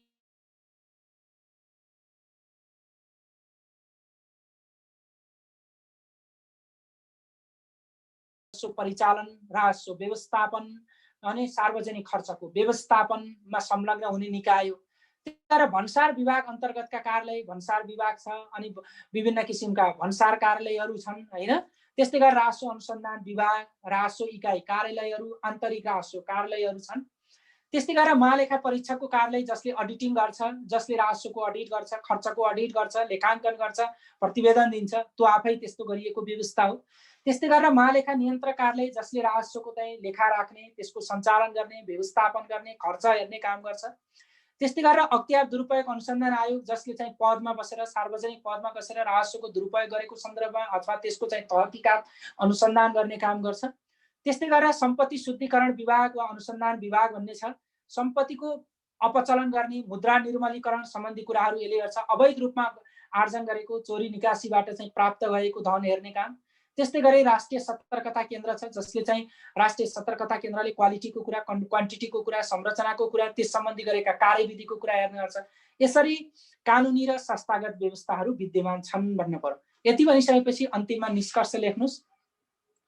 निष्कर्ष त्यति लामो चाहिँ छैन, लेख्नु पनि आवश्यक छैन। ओके, करदाता मैत्री र दक्ष कर प्रशासनले करदाता मैत्री र दक्ष कर प्रशासनको सुदृढीकरण, सूचना प्रविधिको उच्चतम उपयोग गरी नीति र कानुनको पूर्ण कार्यान्वयन गर्नु आवश्यक छ, जसका कारण कर चुहावटको नियन्त्रण हुन गई कर राजस्वमा वृद्धि हुनेछ। बस कर प्रशासनको कर चुहावटको मूल चाहिँ मर्म चाहिँ यही नै हो। जस्तो यहाँनिर देख्नुभयो करदाता मैत्री भनेको, करदाता मैत्री भनेको जसले कर तिर्ने उसको एक्सेसमा हुनु पर्यो, जसले कर तिर्ने पर्ने हो त्यसलाई चाहिँ सुविधा दिनु पर्यो।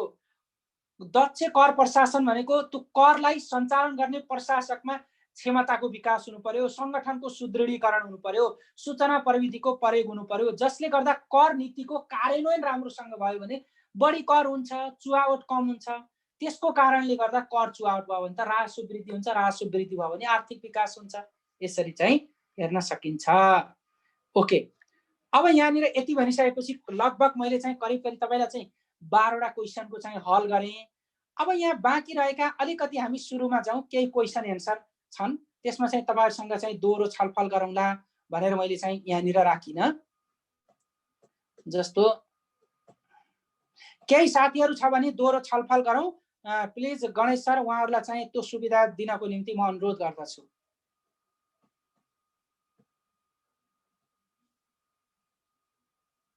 तपाईहरुका मैले च्याटमा आएका क्वेसनहरु पनि हेर्छु। ओके ओके साथीहरु, सर नोट प्लिज भन्नुभएको छ। ओके, तपाईले नोट पाउनुहुन्छ। ओके हुन्छ, म पनि नोट पठाइदिउँला। गणेश सरले कोर्डिनेसन गरिदिनु होला। कपी पेस्ट गरिएको छ साथी, सो पुरानै डाटा राखियो भन्नुभयो। यो तपाईले बुझिन मैले, यो सीतारामजीले के लेख्नु भएको, मौद्रिक नीतिको बारेमा फेरि बताइदिनुस् न भन्नुभएको छ। ओके, मौद्रिक नीतिको बारेमा समिता राईजीले भन्नुभएको छ, मौद्रिक नीति भनेको मुद्राको व्यवस्थापनसँग लिने नीति हो।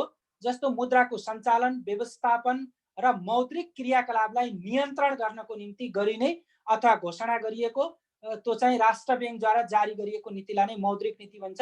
मौद्रिक नीतिका उपकरण अहिले मैले भने दरको कुरा, रिपोको कुरा, त्यसको चाहिँ नैतिक दबावको कुरा, त्यस्ता कुराहरू पर्छन्। ओके, ड्युस म्यानेजमेन्ट भनेको के हो सर भनिदिनुस्। तपाईले भनेको ड्युअल म्यानेजमेन्ट भन्नुभयो कि के हो, यो मैले अलि बुझिन। 14 को बाँकी छ भन्नुभयो। ओके ल, अब हामी यसमा जान्छौँ। ठीक छ, संघीय आर्थिक कार्यप्रणाली बारे लेख्नुहोस् भन्ने छ 14 नम्बरको क्वेसनमा।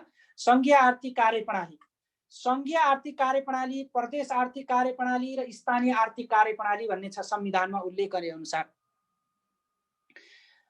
संघीय आर्थिक कार्यप्रणाली भन्ने बित्तिकै नेपालको संविधान अनुसार संघीय सरकारले राजस्व उठाउने, संकलन गर्ने, व्यवस्थापन गर्ने, लेखा परीक्षण गर्ने र त्यसको संशोधन गर्ने सम्मका आर्थिक क्रियाकलापको समग्र रूपको संक्षिप्त अवस्था नै आर्थिक कार्यप्रणाली हो। जस अन्तर्गत तपाईले के लेख्नुस् भन्दा बजेट, त्यसको चाहिँ बजेटको विनियोजन, त्यसबाट खर्च हुने रकमको विवरण अनि सोको संशोधनसँग सम्बन्धित विषयवस्तु हुन् भनेर अब तपाईले लेख्नुहुन्छ। बजेटको बारेमा लेख्नुस्, अनि त्यसपछि चाहिँ पेस्की खर्चको बारेमा लेख्नुस्, अनि त्यसपछि सञ्चित कोषको बारेमा लेख्नुस्, अनि सञ्चित कोषबाट चाहिँ सिधै खर्च हुने रकमको बारेमा लेख्नुस्, अनि त्यसपछि त्यसको संशोधनको पाटोमा लेख्नुस्, अनि पूरक बजेटको सन्दर्भमा लेख्नुस् र समग्र आर्थिक क्रियाकलापलाई सञ्चालन गर्ने के भन्छ वित्तीय क्षेत्रको बारेमा लेख्नु। यो समग्रता नै के हो त आर्थिक कार्यप्रणाली हो सङ्घको भन्न पर्यो।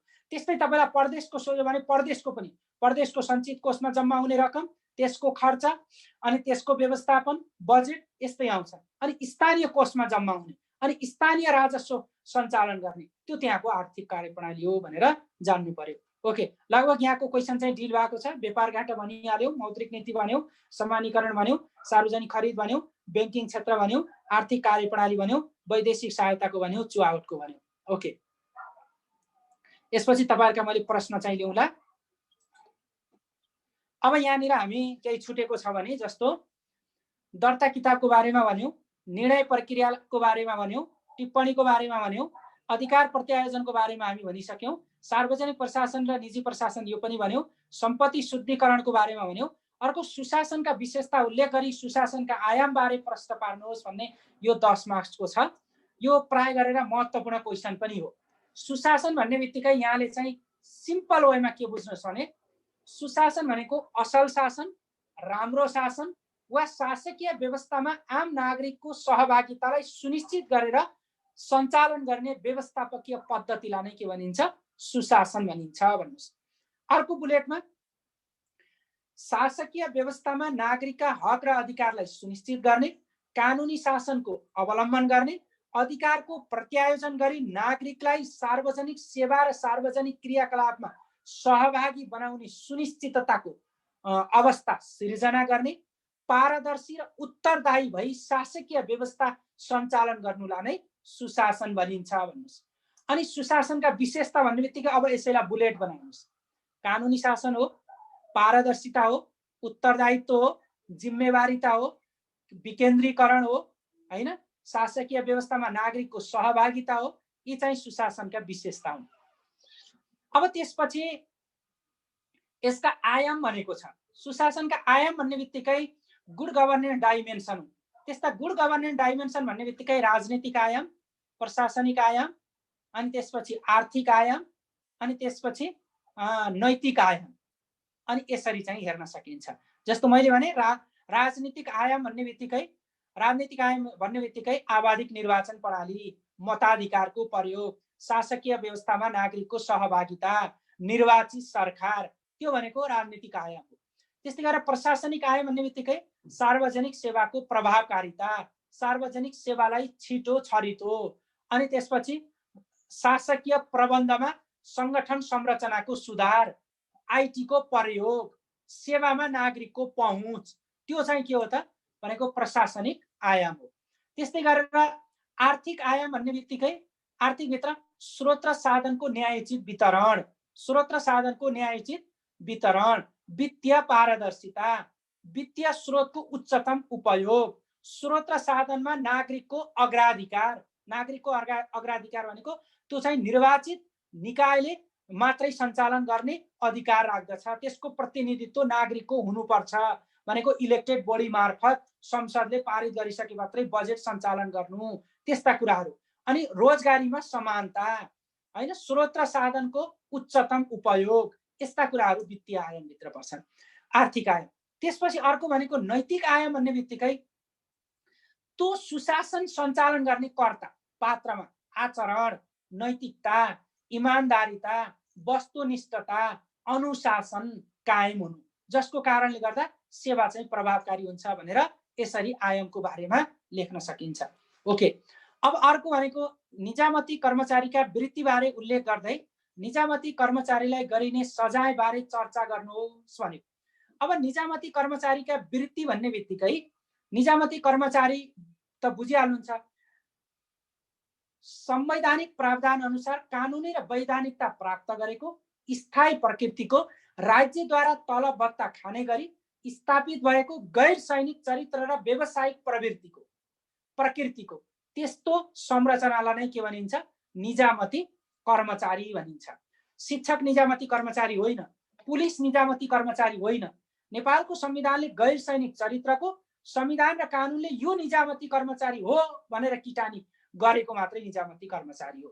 त्यसकारण त्यस्तो निजामती कर्मचारीले सेवामा प्रवेश गरिसकेपछि सेवाको अवस्था अनुसार उक्त पदले प्राप्त गरेको वा त्यो व्यक्ति कर्मचारीले प्राप्त गरेको ज्ञान, सिप, क्षमता, मौद्रिक र गैर मौद्रिक तत्त्वहरूको बढोत्तरी हुनु नै वृत्ति पथ हो। त्यसलाई भनिन्छ वृत्ति अथवा वृत्ति विकास।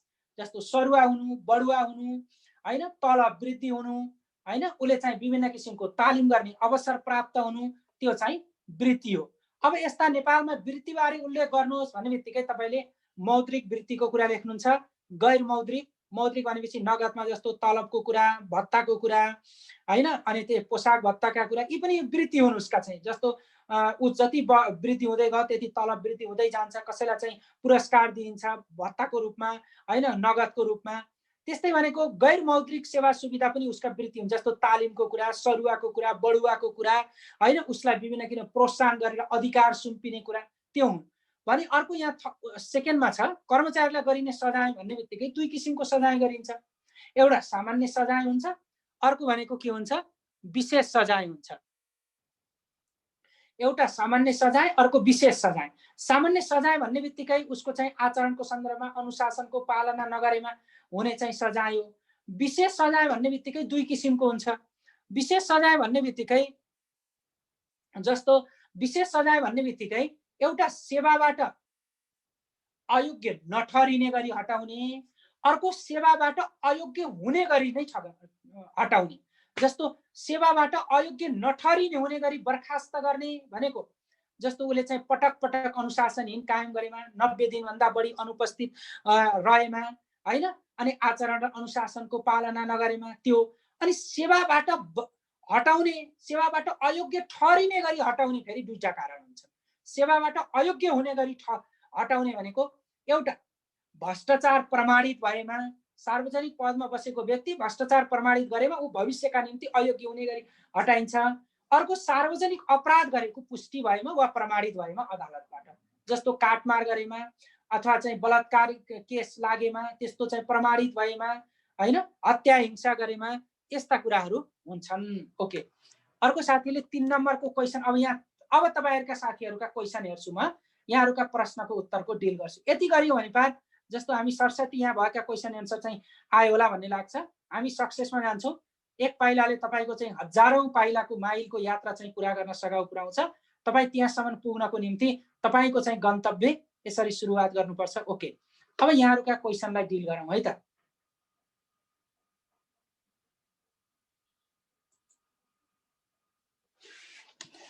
ओके म तलबाट सुरुबाट जान्छु। सर 3 नम्बरको भन्नुभएको छ। 3 नम्बरको भनेको टिप्पणी भनेको कोही साथी पछि जोडिनु भएको हो अशोक यादव जी। 3 नम्बरको क्वेशन भनेको टिप्पणी कुनै पनि कार्यालयले कार्यालयमा गरिने सम्पादन क्रियाकलापहरूको के गर्ने के नगर्ने कसरी गर्ने भन्ने सन्दर्भमा विस्तृत विवरण सहितको के भन्छ विस्तृत विवरण सहितको संक्षिप्त रूपलाई नै टिप्पणी भनिन्छ। त्यस्तो टिप्पणी लेख्दा ऐन नियम कानुन कार्यविधि हेर्ने आफ्नो राय दिने सुझाव दिने र माथिल्लो निकायसम्म पेश गरेर निर्णय गर्ने अवस्थालाई टिप्पणी भनिन्छ। ओके अब त्यसपछि सर इकोनोमीको डेफिनेसन गरिदिनु पर्यो भन्नुभएको छ। इकोनोमिक पोलिसीको भन्नु होला तपाईले आर्थिक नीतिको।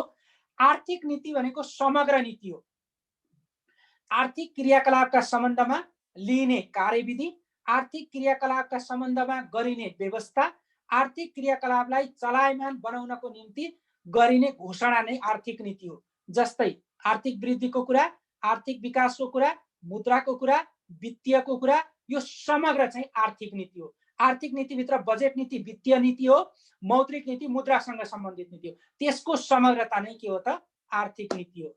ओके अब त्यसपछि 10 र 16 को स्लाइड देखाइदिनु भन्नुभएको छ। 10 र स्लाइड ओके लास्टमा देखाइदिनु यसलाई। त्यसपछि अर्को साथीले भन्नुभएको छ 10 र 16 को स्लाइड देखाइदिनु होला। अब त्यसपछि म गएँ 5 मार्क्सको क्वेशनमा निष्कर्ष पर्छ पर्दैन भन्नुभएको छ।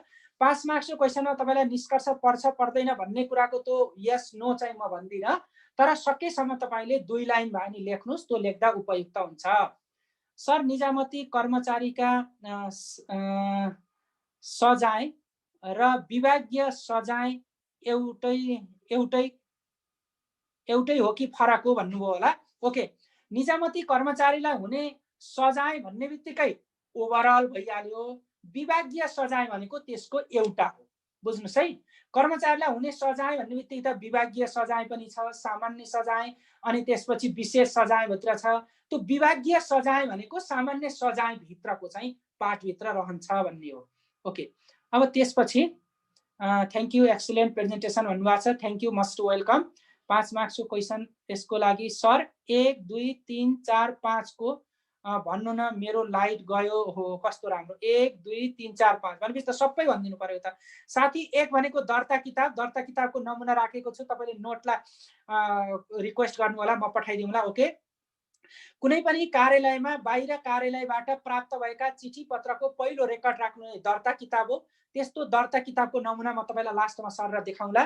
त्यस्तो दर्ता किताब दर्ता गर्नु कार्यालयको के भित्र पर्दछ, उसको चाहिँ रेकर्ड भित्र पर्दछ। निर्णय भनेको कुनै पनि कुरामा गर्ने वा नगर्ने भनेर गरिएको निदो हो। त्यस्तो निर्णय भनेको you have the much more option, you can choose the best alternative, that is called the decision. Okay, त्यसपछि तपाईँको 3 नम्बरमा टिप्पणी मैले भनिहालेँ अघि। त्यसपछि 4 नम्बरमा अधिकार प्रत्यायोजन भन्नुभएको छ। छोटकरीमा कुनै पनि उपल्लो निकायले आफूभन्दा तल्लो निकायलाई आफूले गरिरहेका कामको बारेमा हस्तान्तरण गर्नु अधिकार प्रत्यायोजन हो। त्यस्तो अधिकार प्रत्यायोजनले काम गर्ने क्षमता, मोटिभेसन, मोरल हाई गरेर सार्वजनिक क्रियाकलापलाई छिटो र छरितो बनाउन सहयोग पुर्याउँछ।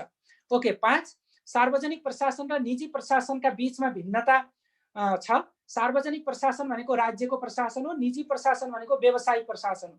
सार्वजनिक प्रशासनको कार्य प्रकृति, उसको क्षेत्र, उसको उद्देश्य, उसको चाहिँ संगठन संरचना लगायतका यी सबैमा फरक छ।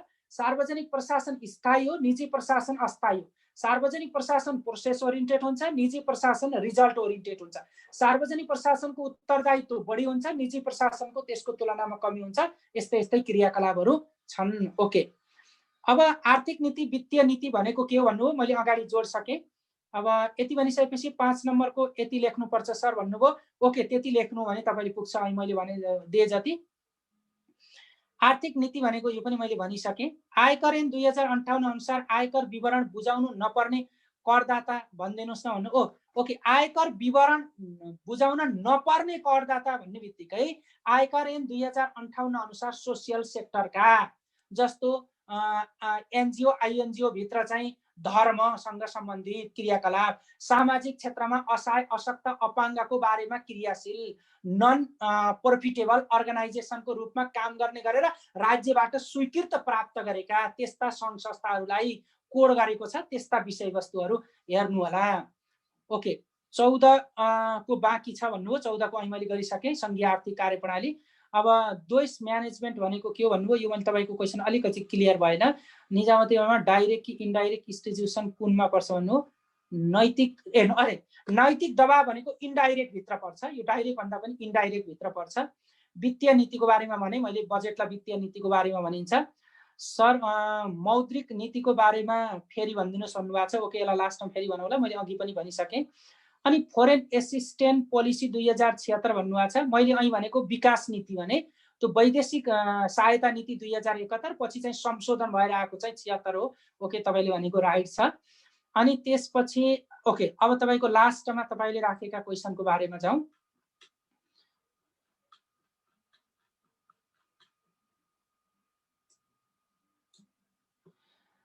सर नेपालमा सङ्घीय शासन प्रणाली अवलम्बन गरिनुका कारण, कस्तो राम्रो क्वेसन सोध्नुभयो। नेपालमा सङ्घीय शासन प्रणाली अवलम्बन गरिनु भनेको यसका राम्रा पाटाबाट लेख्नु होला।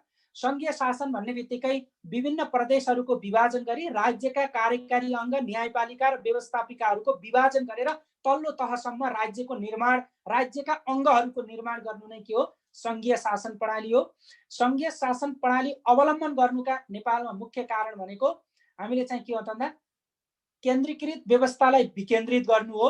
केन्द्रीकृत शासकीय व्यवस्थाको विकेन्द्रित गर्नु, शासनमा नागरिकको सहभागिता अपनत्व स्थापित गर्नु, स्रोत र साधनको सन्तुलित वितरण गर्ने उद्देश्य राख्नु, अनि पछाडि परेको वर्ग, क्षेत्र, समुदाय र शासकीय व्यवस्थामा उनीहरूको प्रतिनिधित्व गराई यो के भन्छ सङ्घीय शासन व्यवस्था अनुकूल राज्यमा उनीहरूको अपनत्व कायम गर्नु र समग्रतामा भन्ने हो भने एक्सेस पावर र रिसोर्सको ब्यालेन्स गर्नु। बुझ्नुभयो? पहुँचको, स्रोत र साधनको र शक्तिको समान रूपमा पहुँच स्थापित गर्न यो चाहिँ सङ्घीय शासन प्रणाली अवलम्बन गरिएको भन्नुहोस्। ओके सर, नोट भन्नुभयो। ओके, नोट तपाईँले पाउनुहुन्छ, यसमा कुनै ठुलो कुरै भएन। अब अरू बाँकी साथीहरूको केही छैन जस्तो लाग्छ। ल केही छ भने साथीहरू बोल्न मिल्छ भने यहाँहरूले चाहिँ भर्चुअल फेस आफ्नो कुरा पनि राख्नु, अनम्युट गरेर राख्नुहोस् त। सर हजुर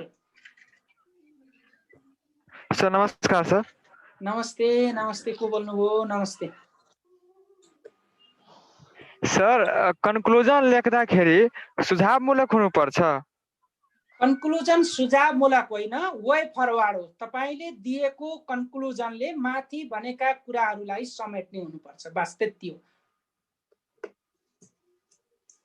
अनि सर बुलेटहरू लेख्दाखेरि हजुर अनि सर बुलेटहरू लेख्दाखेरि 1 नम्बर 2 नम्बर दिएर लेख्दा कि सर त्यतिकै सर थोप्लो बनाएर या हैच स्टार्ट? एकदम राइट क्वेशन सोध्नुभयो।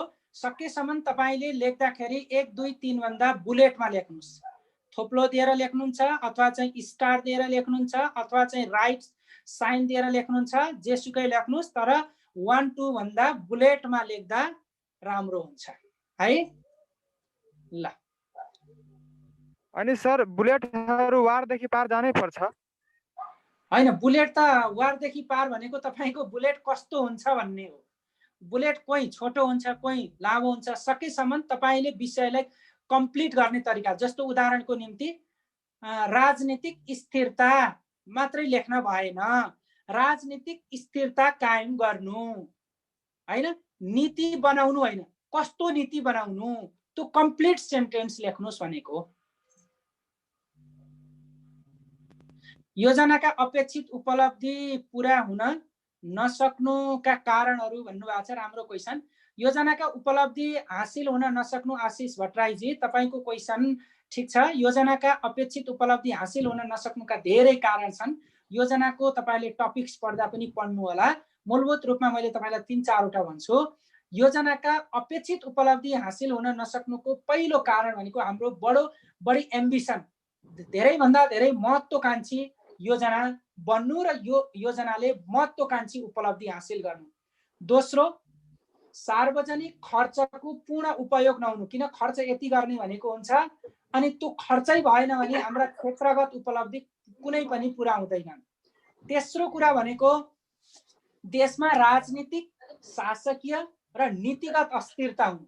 एउटा सरकारको अस्थिरताको कारणले योजना कार्यान्वयन हुँदैन, अर्को नीतिगत स्थिरताले नीतिले भनेको कुरा पूरा हुँदैन, अर्को कार्यगत अस्थिरताको कारणले योजना पूरा हुँदैन। यो कारणले पनि हाम्रा उपलब्धि हासिल हुन सक्दैनन्। र चौथो नम्बरमा भनेको हाम्रो मोनिटरिङ, इभ्यालुएसन, एक्सन प्लान, कार्ययोजना समयमै पूरा हुँदैन। त्यो नहुँदा पनि उपलब्धि चाहिँ भएनन्। र अन्तिममा भनेको एउटा निकाय र अर्को निकायको बीचमा कोअर्डिनेसन हुन नसक्नु, औपचारिकतामा मात्रै चाहिँ भर पर्नु अनि वैदेशिक सहायतामा अत्यधिक योजनाहरू चाहिँ हुँदा आन्तरिक स्रोत र साधनको मोबिलाइज गर्न नसक्दा पनि हाम्रा योजनाले लिएका अपेक्षित उपलब्धि पूरा हुन सक्दैनन् भन्ने हो। भट्टराईजी तपाईको क्वेसन डिल गरे। Thank you sir. यो पोर्टफोलियो लगानीको बारेमा अलिकति बताइदिनु न। कस्तो राम्रो क्वेसन है। गौरवजी आराम हुनुहुन्छ? किताब रहेछन् पछाडि त पुरै किताबै किताब हो। हजुर सर। ल त यति किताब पढियो भने त धेरै हुन्छ त सुब्बा सरलाई। पोर्टफोलियो लगानी भनेको हाम्रो देशमा लगानी गर्नको निम्ति वैदेशिक सहायताबाट प्राप्त गर्ने लगानीको एउटा अवस्था हो। त्यस्तो लगानीले के कुरालाई जोड दिन्छ भन्दा बाह्य देशबाट नेपालको अवस्था अनुसार लगानी गरेर उपलब्धि लिने अवस्था हो। पोर्टफोलियोमा नेपालको त्यति सुन्दर उपयुक्त सुधार हुन सकेको छैन भनेर अनि समस्याहरू लेख्दिनु। हजुर सर, यो वित्तीय लगानी हुन्छ कि हुँदैन पोर्टफोलियोमा? पोर्टफोलियोमा वित्तीय लगानी पनि जोडिन्छ, तर पोर्टफोलियो भनेको उसको कार्यक्षेत्र, कार्य संरचना, अवस्था अनुसार जोडिने हो। प्राय गरेर त्यो सबै कुराहरू चाहिँ जोडिन्छन्। हाम्रोमा अलिक कमजोर छ। यसमा सक्रिय सहभागिता हुँदैन भनेपछि? हैन, सक्रिय सहभागिता नभएको होइन, तर पोर्टफोलियो अनुसारको लगानीलाई व्यवस्थित गर्न नसकेको, हुँदै भएको भन्न त भएन, त्यसलाई अनुकूल चाहिँ गर्न नसकेको। ल हस् सर, धन्यवाद। ओके ल साथीहरू 3 बज्न लागेछ, यहाँ केही छैन भने आजलाई हामीले कन्क्लुजन गरौँ। सर यो क्लास कहिले कहिले हुन्छ सर? यो हाम्रो गणेश सरले विस्तृत रूपमा भन्नु होला। गणेश सर कता हुनुहुन्छ प्लिज? त्यही त होइन दबाई त कि स्याटरडे मात्रै हो कि?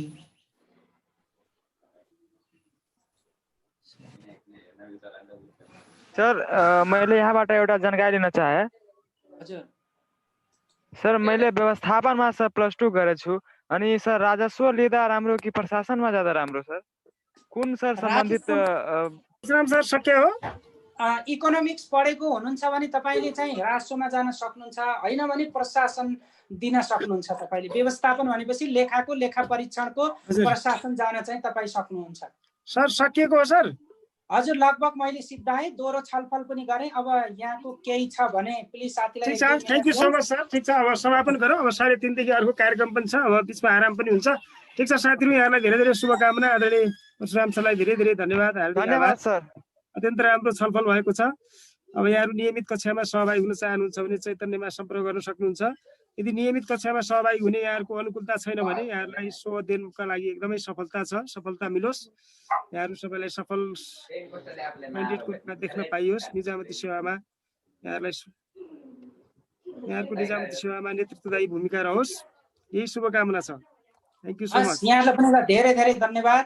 यो सफलताको सिंहसम्म पुग्नको निम्ति तपाईँका 2-4वटा खुड्किला अझै माथि जाउन्, यति भन्दै यहाँको सुखद सफलताको शुभकामना सहित आभार परिवारलाई चाहन्छु सर। हार्दिक धन्यवाद।